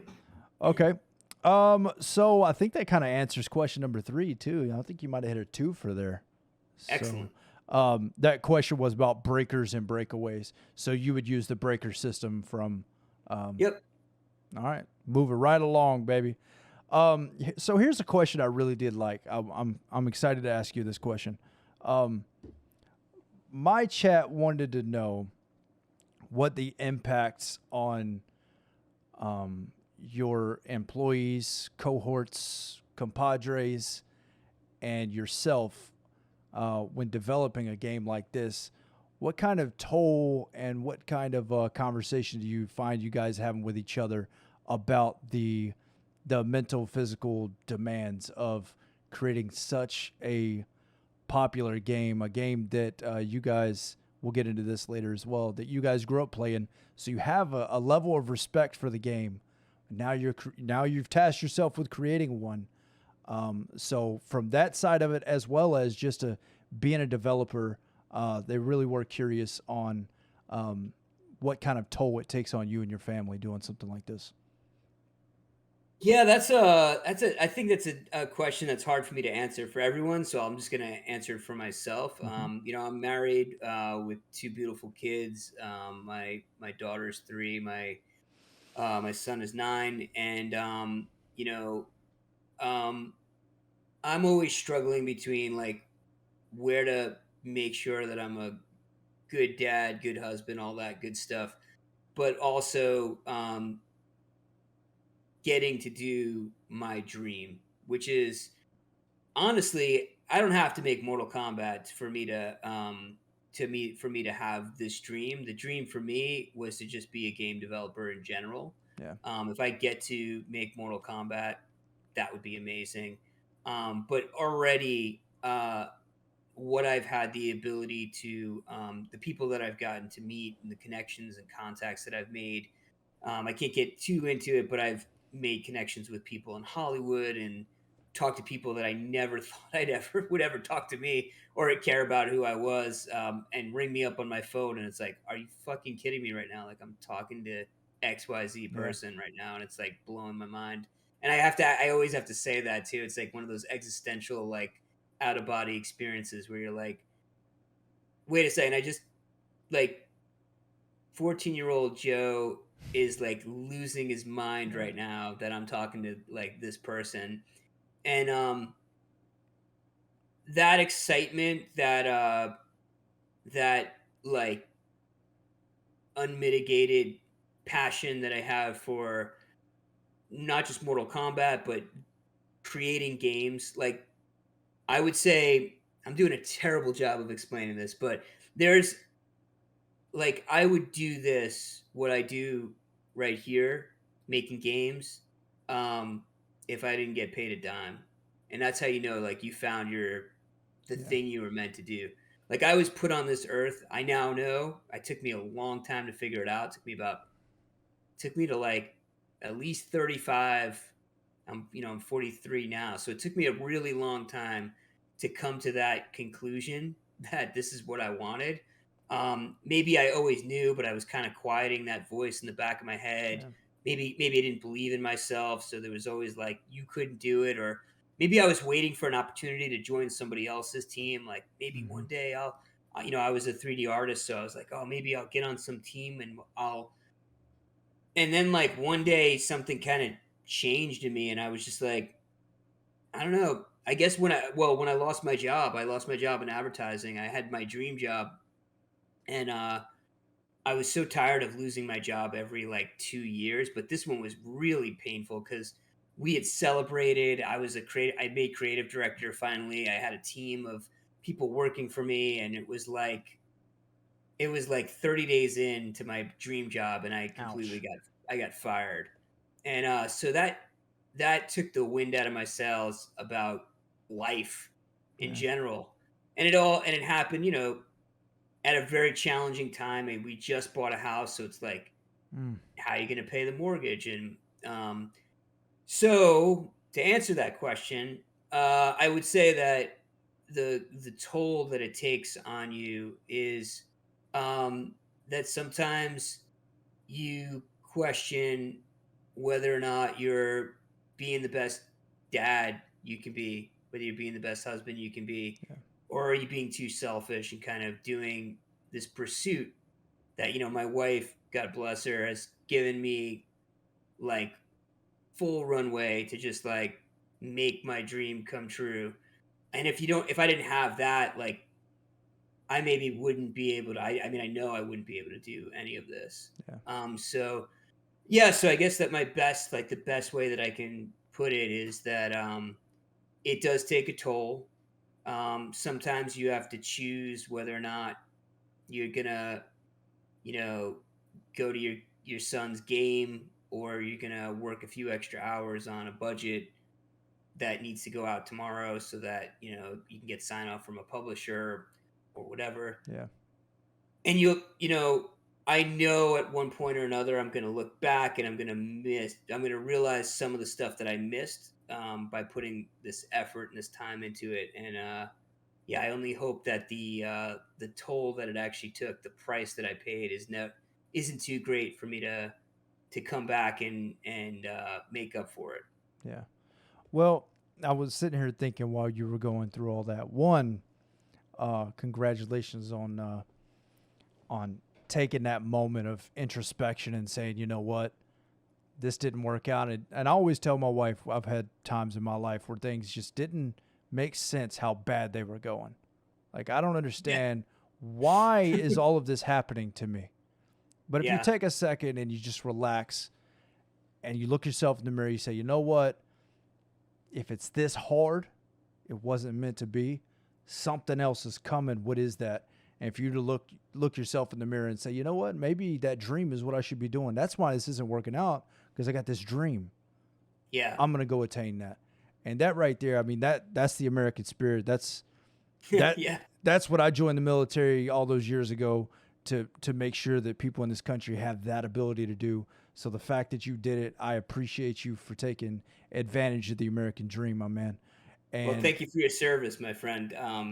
That means a lot to me coming from you as well. I didn't know that you were military. Always have the greatest respect for all the members of our military, and the freedoms that you guys fight for is never lost on me. So it's don't give me too much credit. no. Everybody. I spent the majority of my time screwing off playing Mortal Kombat. All good. You've earned it, my friend. You've earned it. So, and the other thing I wanted to say was, I can't think, hearing your story and everything you've said to me so far, I can't think of a better person to create this game than somebody who respects it and loves it as much as I've heard you already state how much you respect and love it. So, man, I really hope you get the opportunity to finish this thing up. Thank you. All right, so I'm going to skip right over 5 because that was reference to Mugen. So we're going to move on. Okay. So here's another one. This one's kind of a long shot. Character customization. That's a big thing in gaming now, is customization. Has there ever been, or was there ever a conversation about the ability to customize characters past their sprite sheet, or their how they're beyond player 1 and player 2 color grading? Yeah, I mean, I think we danced around the issue a little bit of like 2D sprites pre-rendered versus doing characters that are in real time, the way Gabe would like it done. And one of the positive benefits that it's like score 1 for him on doing it fully real time is the fact that if we do it real time, any of those character customizations, at least visually, are a heck of a lot simpler and much more likely to be done. Yeah. Because now you're just changing a texture and it's like no problem. But if you wanted to change like the color of somebody's armband in a pre-rendered sprite, now that could be a lot more work, or especially if you want to change the complete look of it, like it becomes a thicker armband instead of just changing the color. That kind of thing, or changing like some kind of clothing item. You can do that when it's real time. You really can't do that when it's a pre-rendered sprite. So it's kind of weighing it up. Like, it looks better when it's pre-rendered, but it's less flexible. Yeah. Okay. All right. So Team Gabe is what I'm hearing. Yeah, I think Gabe has that in his mind, that maybe having that flexibility would be beneficial to being able to customize your character's look. Yeah. Okay. And we kind of talked briefly about game engine stuff. So you had brought up Unreal 5, but didn't you guys have your own engine that you were working with for a while?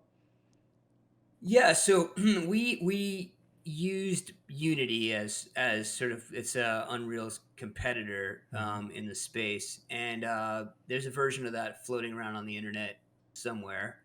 And what um, we did is we built an entire tool system based on that that allows us to impact every frame of animation. We can do it with 2D sprites if we decided to go in that direction. And we also have our game Lawless that we made, which is kind of like our own IP, which would allow us to do the same thing, but with all real time graphics, real time characters. Yeah. Um, and so the tool set works for both. Whatever we decide we want to do, we would have to transfer it over to Unreal Engine 5. My lead programmer, Joe Strout, uh, brilliant, brilliant guy. He tells me that it's not that difficult to do. So, For yeah, him. so yeah, for him, exactly. It's like the top 1% of the world in Yeah. terms of like programming prowess. Yeah, he's just unbelievably skilled and probably one of the smartest guys I've ever met in my life. And yeah, I've met a lot of smart people, so that's saying something. Yeah. But yeah, but in terms of how we would handle that, we would take a core engine like Unreal 5 and then build on top of it. And we have, I mean, this is a chance in case this question doesn't come up anymore. I'm going to put my salesman hat on, and we have two state of the art systems that um, we would want to employ in some way, shape, or form that are pretty unique to what Eyeballistic brings to the table.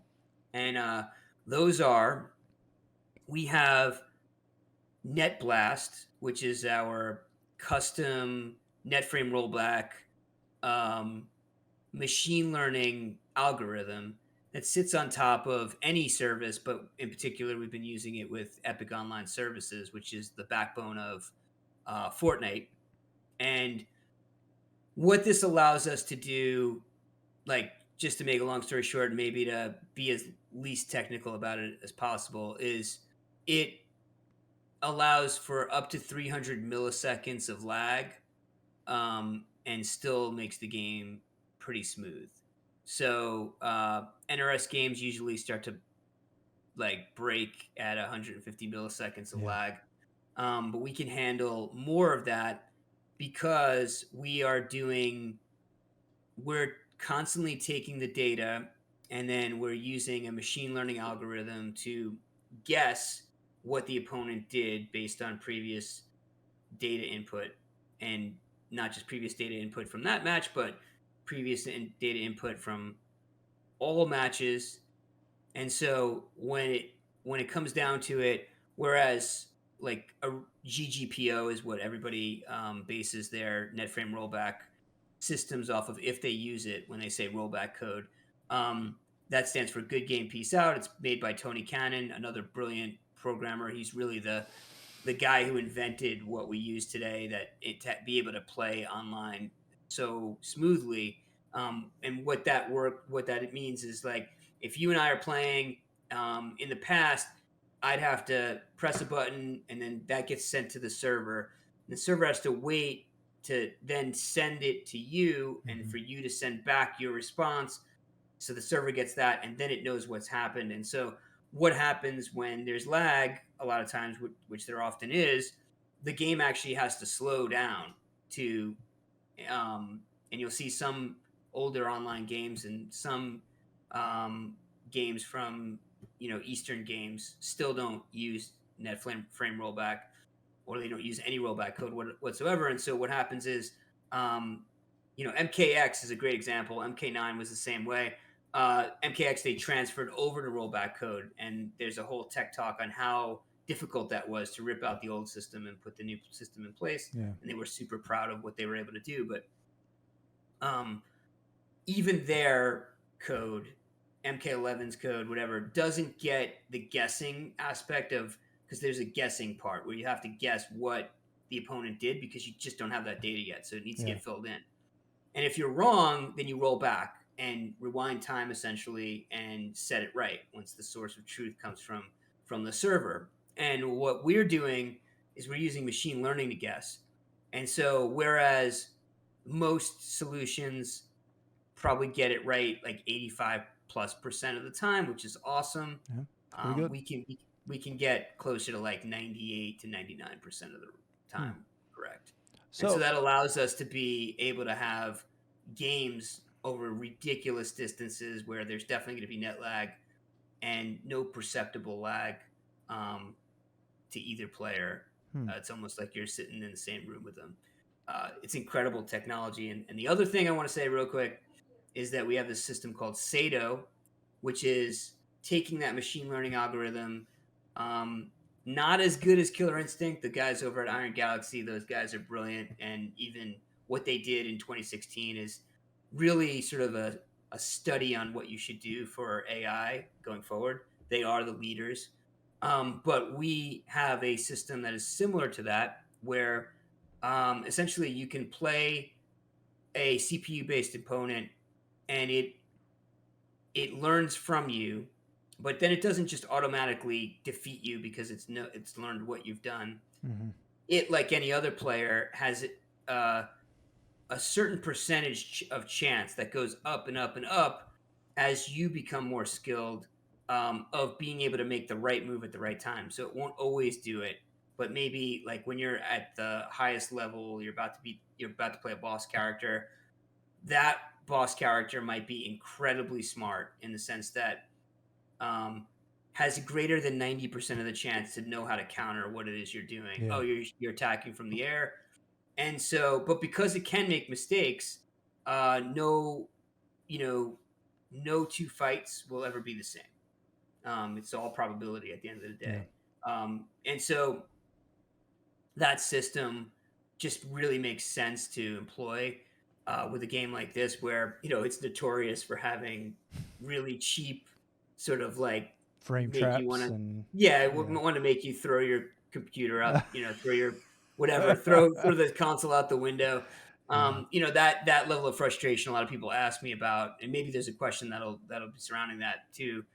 But yeah, like definitely we would want to.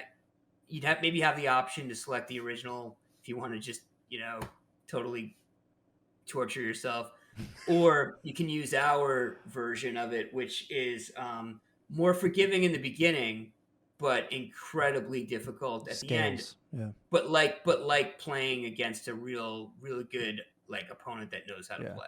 Yeah, and that's one thing about Mortal Kombat is I've noticed is I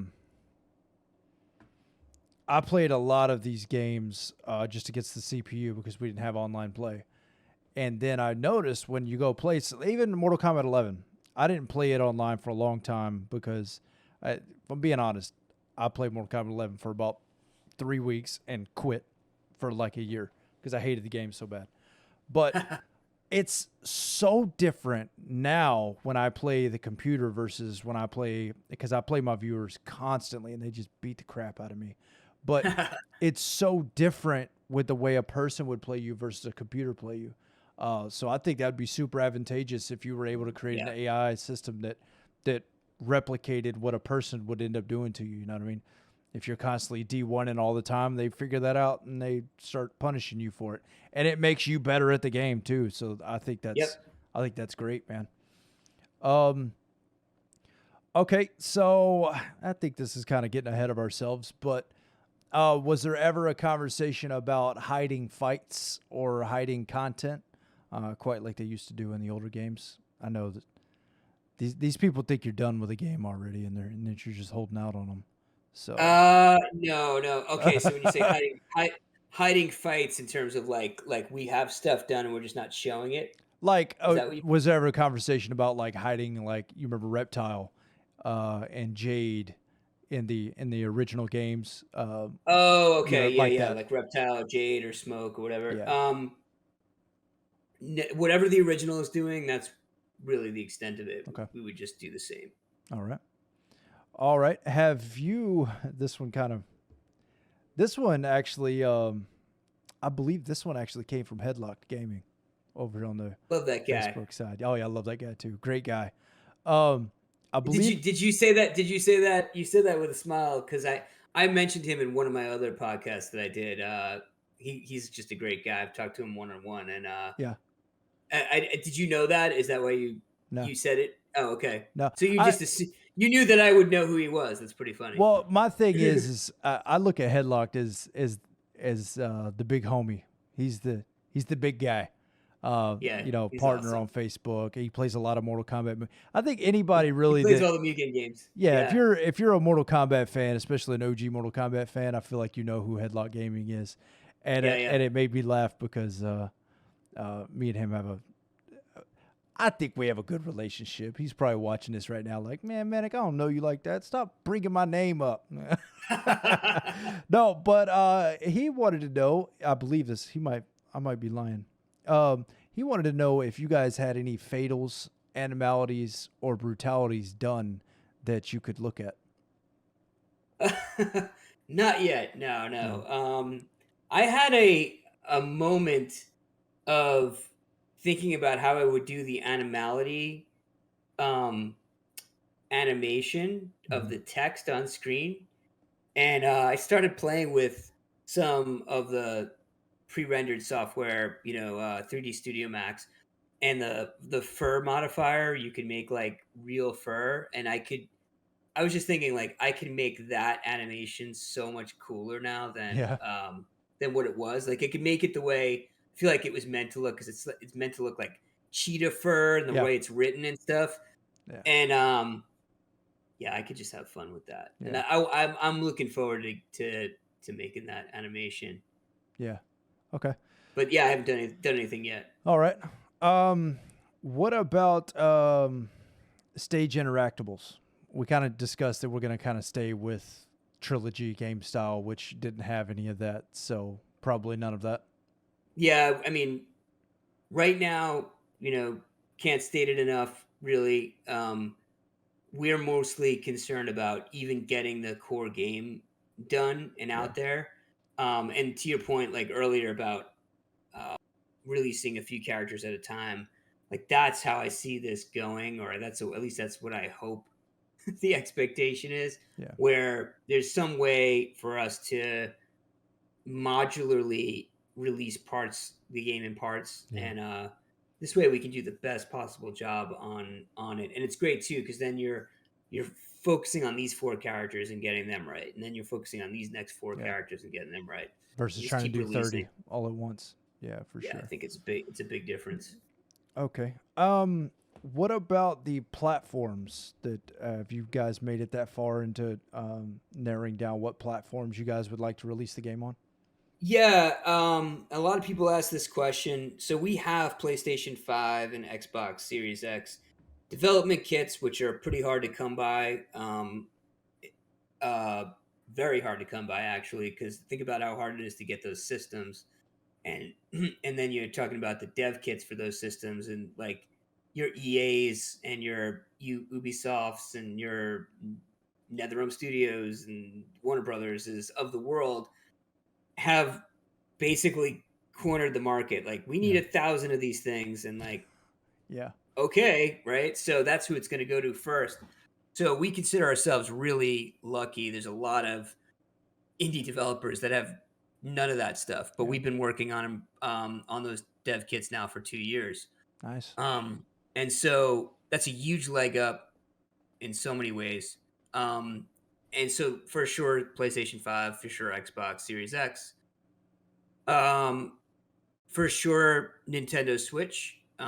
We'd have to scale the graphics down considerably, but then +1 for Team Joe on why we would want to make sprite based because it'll look almost the same on the Switch and probably run at 60 frames per second, right? Whereas if I try to do that on in real time, it's possible. I mean, MK11 on the Switch runs at 60 frames per second. I don't know what magic they Does it? did to I thought it was at 30. I thought it was super slow on there.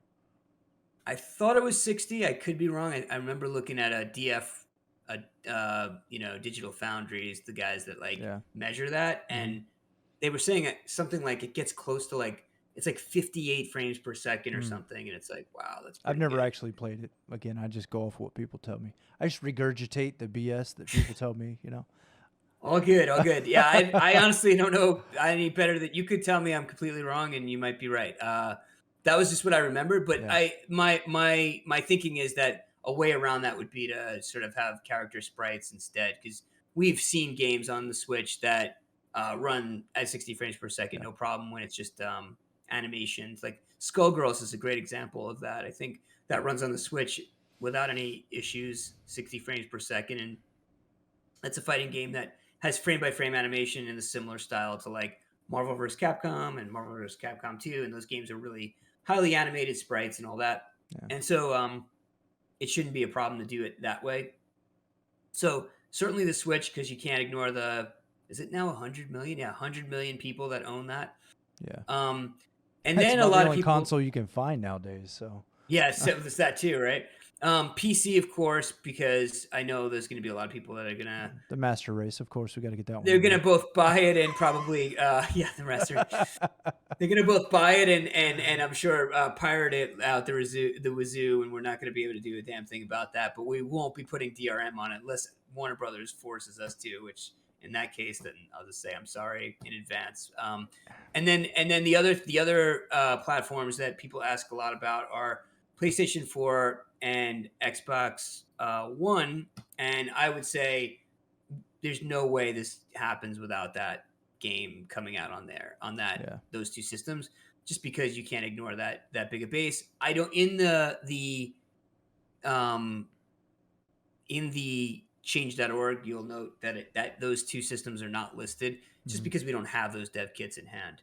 Okay. But the game that we're making right now, the discussion's been up recently, like maybe we need to do this game also on those platforms. So that's going to change most likely too. So Yeah. there's just this like unfamiliarity. Like we've just never made a game on those two platforms. Mhm. Um, it doesn't mean that we can't. So Yeah. Not on my list. Just out of morbid, manic red curiosity, we're gonna trademark that right after this. Um, so with the issues with people getting these new consoles, Mhm. does that deter you at all from wanting to create content for those newer consoles, since the market is not um, flourished quite like when the Xbox One came out? Any Joe Schmo could go buy one. I'm not looking at the numbers, but I know the numbers are much lower with people that want to upgrade but can't. So does that deter you from creating content for the newer consoles, or as a studio, how does that affect your decision making on making a new game? so I'm going to now talk about stuff that future games that we sort of have had studio we've had companies approach us and be like, "Hey, we'd love for you to make this game, and what platforms do you think you'd want to make it on?" And I would always say PlayStation 5 and Xbox, and those that were coming to us would never say, "Yeah, that doesn't seem like a good idea." And I think that the reason is eventually the supply will meet up with the demand, and if not, I can tell you right now that like the powers that be that control the manufacturing are doing everything in their power, including establishing new manufacturing facilities and Yeah. places that they wouldn't have thought of before, Yeah. because there's just enough of a drive for it to happen. So while I think it is slower from, if you were to go year to year from the other consoles because of the chip shortage due Hmm. to the pandemic, I think that it's there's a good possibility that problem goes away. And I think the industry in general assumes that Yeah. that's not going to be a problem. And what you'll see happen is the pent up demand, once the supply does reach there, it'll just it'll end up equalizing out to where it was meant to be. Yeah. You'll just get double or triple the amount of sales that you normally would have for that year 4 or year 5. Yeah. You know what I mean? And so it'll just catch up in that way. So yeah, it doesn't really materially affect us. If anything, because we have those dev kits in hand, um, we're probably more biased toward releasing stuff on those consoles because it's so fresh in our mind Yeah. about how to do the doing for those. Yeah. Okay. All right. So this, and again, this may be a little ahead of ourselves on this. With the multiplayer, you talked about the rollback net code and all that.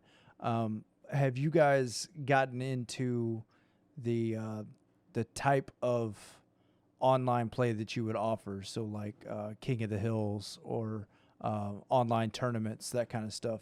Um, how much of that have you gotten into, and what do you think would be offered? Yeah, I want to say that we haven't talked about it too much, but the game we're working on now incorporates a lot of these other types of fighting modes that we would probably just again out of familiarity would want to be like, yeah, let's do that again, Mm-hmm. but for this. Um, so I want to say that King of the Hill is definitely on the table. We're talking about probably a tournament mode. That always bothers me when there isn't a tournament mode in a fighting game. I feel like nowadays, like you need to have some cool way to either join a tournament that is hosted from like by the game's creators. It's like, oh, it's 6:30, you can join Yeah. this, try to join this tournament, or and there's several of them for whatever region for that half hour, and every half hour maybe you run one of these, and I think that also, and one of the things we're trying to sort of pioneer a bit, and I don't know, I'm hesitant to say pioneer because I don't know if anybody else is doing it, but I've been very deeply entrenched with the game that we're working on now, on figuring out how to do tournaments that can be set up amongst players themselves. Um, so if you want to set up your own like 32 player tournament or Yeah. whatever, or 16 player tournament, you'd have a choice of how you want, or 8 player tournament. You can do all that as the host. You can Mm-hmm. set that up, and then you just have to get people to come join your tournament. Be able to find it in a Yeah. list of places, and then join it. In this way, you're not relying on sort of the company that makes the game to do all the heavy lifting on tournament play, Yeah. and you can kind of just run those on your own. And yeah, I mean, you can do whatever you want with it. Then it can be your friends that you're inviting. It can be you throw flyers out everywhere if you Mm-hmm. want. If you're someplace local. So um, yeah, I really like that idea, and I think more games should do it. And I think it would be a really cool feature to add to the trilogy. Yeah, I think that'd be great, man. We run a lot of tournaments on my channel, Okay. and Yeah. that is one thing that because right now I use a website for my brackets. Hmm. I do my advertising, and then I actually do the tournament nights, and then we run season long tournaments, which is night after night after night you play and you gain points based on mercies, brutalities, flawless victories, and first to 3 sets. So I keep track of all that stuff using spreadsheets and Oh wow. websites. And I mean, it's a lot. So if the game, I had never even thought of this before, but if the game actually had it inside of it where I could have the brackets and everything inside the actual infrastructure of the game, man, that would be glorious for me as a Yeah, as a I think it's content a creator. thing That'd be that's great. missing. Yeah, I think it's a thing that's missing. If you look at even, I mean, it's probably not a game that you play, but a game like Brawlhalla, Hmm. they just recently announced in their like 2.0 update that they're looking to do built-in tournaments, and of course, Smash Brothers has a built-in. They call it tourney, but you can do like the built-in tournament system that they have. Um, but even that, like the built-in tournament, is local only. Yeah, If you want to do the online tourney, then it's whatever Nintendo gives you, right? Like it's whatever they happen to be hosting, and you join in. So there's no way to set up online tournaments that you play against anybody across the world. Um, and so I'm thinking we'd be one of the first to do it, yeah, and that's why I want to. That's why I'm really I think it's a really cool feature. I feel like that's where it's all going, and people would Yeah. really take hold of that, and like you said, run their own seasons and Yeah. all sorts of fun stuff. Yeah, you that'd do. be amazing. I really like that idea a lot. What about crossplay? How hard would that be to do between PC, Xbox, and PlayStation? And I said all three. Sure did. It's we've got it working already. We do with the game that we're doing now. It's flawless. We can. Awesome. It's not even an issue.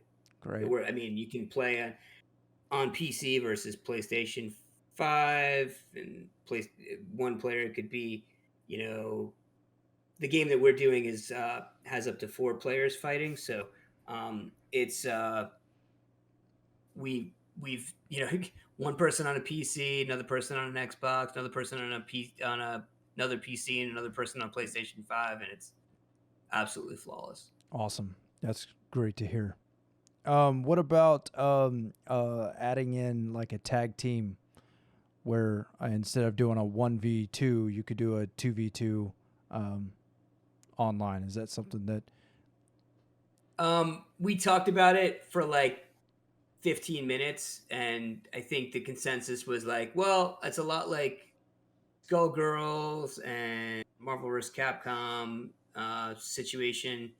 um, would be totally cool. And uh, sure, I wouldn't say no, but it's not top of mind. It's one of those kind of things that if we ended up doing a live service of any kind, where you could say, okay, this is our 2.0 of this now. Like you guys have had this game, and we're 3 years in, and we have a giant fan base of millions of people playing our games all over the world.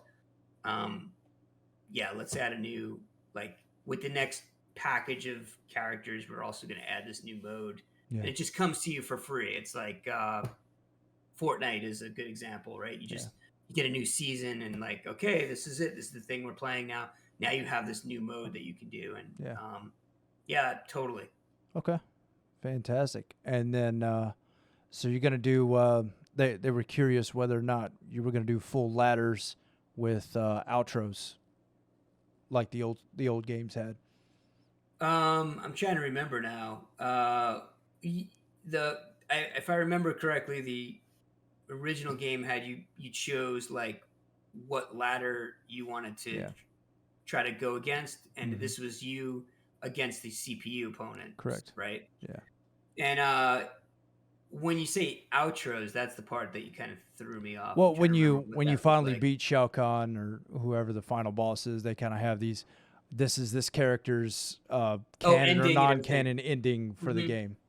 Yeah, no, I think all that stuff has to be in there as what we would classify as the arcade mode. Yeah. So that's one of the things that would be one of the very first things that we would need Awesome. to get right. So it's going to definitely be in there.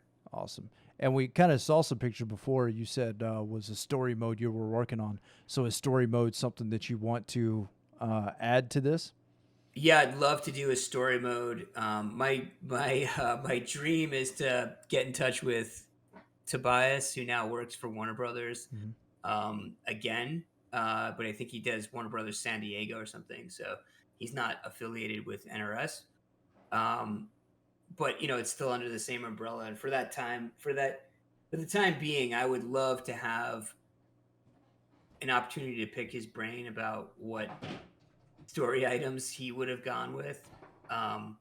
So in my dream, where we're talking, and he's like, "Hey man, let me show you this notebook of stuff that I have that never came out." Yeah. And yeah, I would love to also pick his brain about characters that didn't make the cut and make them come to fruition. Yeah. Like, I know there's characters out there that he would have loved to get in the game that didn't make it. For sure. I'd love to bring them back, and you could be like, they'd be like special characters that sort of have his blessing. So yeah, in terms of, I'm trying to remember the exact question now. We were talking about ladders and endings. Yeah, I think the ladders and endings are definitely going to be there, and if possible, we would want to even take that to the next level where characters that didn't necessarily have good endings, like I feel like Goro didn't have an ending. Yeah, I think Some there of were them a didn't have few that were endings. missing endings. Yeah.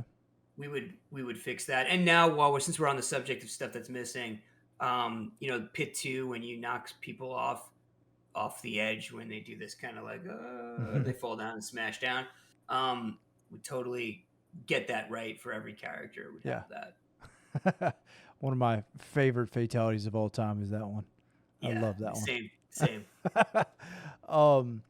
So, to the extent that you can share, Mhm. what are your barriers to release of this game?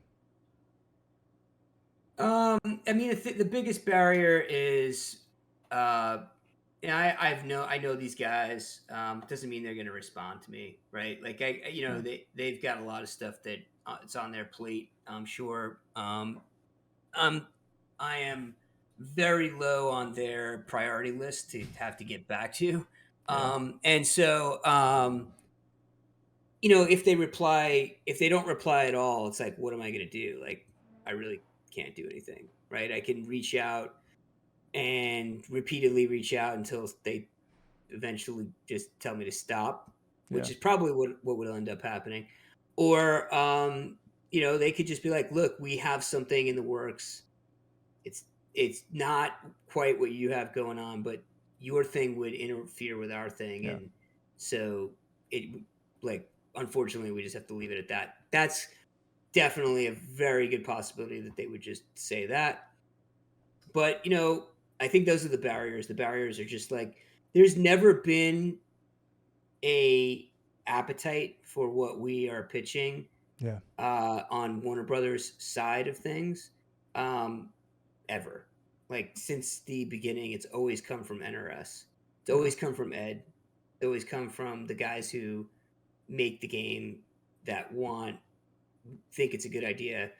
And then, you talk to Warner Brothers and they're like, well, how good is this game really going to sell? And I mean, it's even says it on the Kickstarter, on the petition. Mm-hmm. They didn't think the game would sell over 100,000 units worldwide, which is just That sounds absolute crazy to me. insanity. Yeah, no, that's just way off. And I remember talking uh, to NRS after that, and they were like, "Look, these guys have an entire department, like on an entire floor. Like this is what they do. Is Yeah. um, these kinds of projections, and Mm-hmm. have no choice but to believe them." Yeah. So um, you know, I think those are some of the barriers. I don't think about the barriers though. I think about, you can't. If you think about the barriers, nothing ever gets done. Yeah. So what I think about is um, that they're going to say yes because hopefully 100,000 people are going to sign this, and it's going to be impossible to ignore. And then I'm going to sell them the concept of not a game that's going to make them 42 to 70 million dollars or whatever, which would be a lot of money by most people's standards, but a drop in Yeah. the bucket for them. But a game that could compete with Fortnite and make Yeah. For several sure. billion per year. Yeah. And depending on what their view is and if they think we can even do it, maybe they'll give us a shot. The Okay. amount of effort that they have to actually do, basically all they have to do is not sue us. That's all I'm asking. Because Yeah. basically the way I would do it is I would um once I have this petition at a level of user, about signers that I think is a critical mass, an amount that it's impossible to ignore, and we're getting there. By the way, I mean we certainly are getting there. Yeah, all they have to do is not sue us. So like that I'm my I think if I'm, I've said this on a few different podcasts, but I think that the plan is to, approach them with something that is free to play, something that is manageable and we can all kind of see. Yeah. Few characters at a time, but a store that allows you to make purchases from within the first 6 months of development, Yeah. and then um, announcement, sometime hopefully this year, assuming we get enough people to sign the petition, and then really just okay, we think the fans want this. You don't have to give us a dime. Just don't sue us. Let us put it on Kickstarter. Don't make us take it down. Yeah. And the deal will be if we get $400,000 in funds, 300,000, 350,000, whatever, something like that. Yeah. Then you give us the rest of the money we need to make the game, and I mean, everybody's happy. Yeah. You know. So this is the change.org he's talking about here. Asked for 25,000 signatures. Let me refresh this thing. Because the last time I refreshed it, it had some more signatures. So this is what Eyeballistic. This is the call to action, as they say. So they're looking for a number of signatures on this to show. I'm assuming show WB and NRS that no, this could be something that would make sense in multiple ways. You could cut that sentence. It would be profitable, and I tend to believe that it would be. I hope that my viewership would go. I'm going to have this in the description link, so you can click this and go sign the petition. So that we can try to get this thing up off the ground. So it's 22,984 signatures. So this is how we get it done, huh? Yeah, you sign this petition, and the power of that going into that meeting that I think that I'll get to have is that's the question, right? Like that answers so many other questions because it's like, okay, so is there a desire for this? Yes. Here it is. Here's how we know. And then once I've put that in front of the money guys, I can then talk to them. Okay, well, why you guys? Why Eyeballistic? And it's like, well, we've got a free to play game in the works right now, and here's a quick look at that. So clearly, we know how to set up a store, how to monetize a free to play game, and then it comes down to, okay, how do we know that you guys aren't going to just run off with our money? And it's like, well, here's the contracts that we've signed. Yeah. They can do their due diligence and kind of see that we're not, going to run off with their money. Yeah. And to be fair, they don't need to worry about that until, the second part of this is after they say, all right, I'll take your bet. If you can get $400,000 in crowdsourced funding, we'll give you XYZ, whatever the amount is, including marketing costs to fund this game development. Nice. At that point, then I go back to all the names of everybody that's on this, who signed the petition, and I send out a blast to everybody and basically say, hey guys, Kickstarter starts in 30 days or Indiegogo, whatever it is. Please, it's now or never. Give us whatever you can. And we got to hit this amount. And Warner Brothers says they'll fund us. I just know we can do it. I tend to agree with you, my man. And man, I really do hope it gets off the ground. I hope this thing takes up some steam. And I would say that anything that Little Old Manic Red could do, or anything I could blast out to my viewership or my people, I will certainly do it. I'm a part of several Mortal Kombat Discords, which I'm sure you're aware of all. But I mean, anything I could do to help, anything my viewership could do to help, because they're all just as excited as I am about this podcast and about this project. We talk about it on my stream all the time because we love old school Mortal Kombat. We Awesome. play them all on my channel. I've done the story mode. We started a Deadly Alliance all the way through 11 twice last year. So we just love them. We play Mortal Kombat Mugen. I've got the 1UP arcade behind me. I was just playing the real arcade today. So, my man, I'm super stoked for you guys to be working on this. I'm ecstatic that a group of folks that just love Mortal Kombat are working on it. That excites me to no end because that's one thing about Mortal Kombat is we love it. And we would like to think that the people making those games love it like we do because it'll come out in the product. And obviously it's doing that because this product is gorgeous. I cannot wait. I'm going to say I cannot wait until I do finally get that notification. Hey, Manic, this thing's a go. We're going to do it. I'm not going to say if. I'm going to say when I get that notification, my man. I'm going to send out all the positive vibes I can possibly muster in my little brain and those around me, my man. Any closing statements you would like to make on the way out?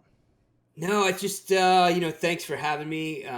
Awesome to be on this, talking to you and your viewership. I think that right now, if the more people that can share this and get it out there, because I think that's really the only barrier we have. It seems like the more people know about this, the more those signatures just go up and up and up. Yeah.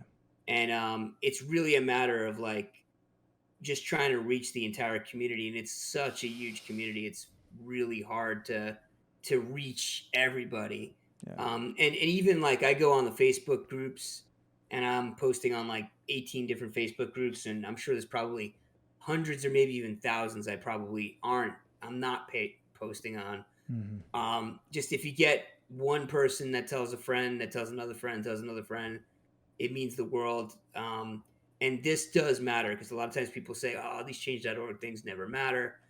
This, I can tell you right now, this is like, if I get that conversation, we get that meeting, I hit them with this, and it's impossible to ignore. Impossible to ignore. It answers the biggest question that they care about, which is, if we put this money out there, is it like setting it on fire, or is it gonna be, are we gonna get a return on our investment? And I think the answer everybody knows is that they would, and then some. Mortal Kombat 11 has sold 11 million copies.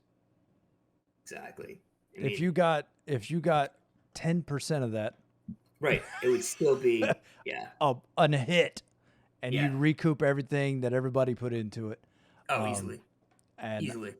I know if it, I almost said it again. When this game comes out, I will be purchasing multiple copies, and I will be giving some out to my viewership 100%, even if it is paid, free, whatever it is. I will run this thing to the moon because this is a project that excites me. Like, this is up there with the Diablo 2 remaster they did. Yeah. I was super excited for that one. I'm more so excited for this right here. That's awesome. Thank you. I appreciate you guys' hard work on this. I appreciate you pushing this project, not giving up on the project, and I appreciate you choosing such a wonderful shirt to wear tonight. We have good taste. Only real masters wear shirts that are this beautiful.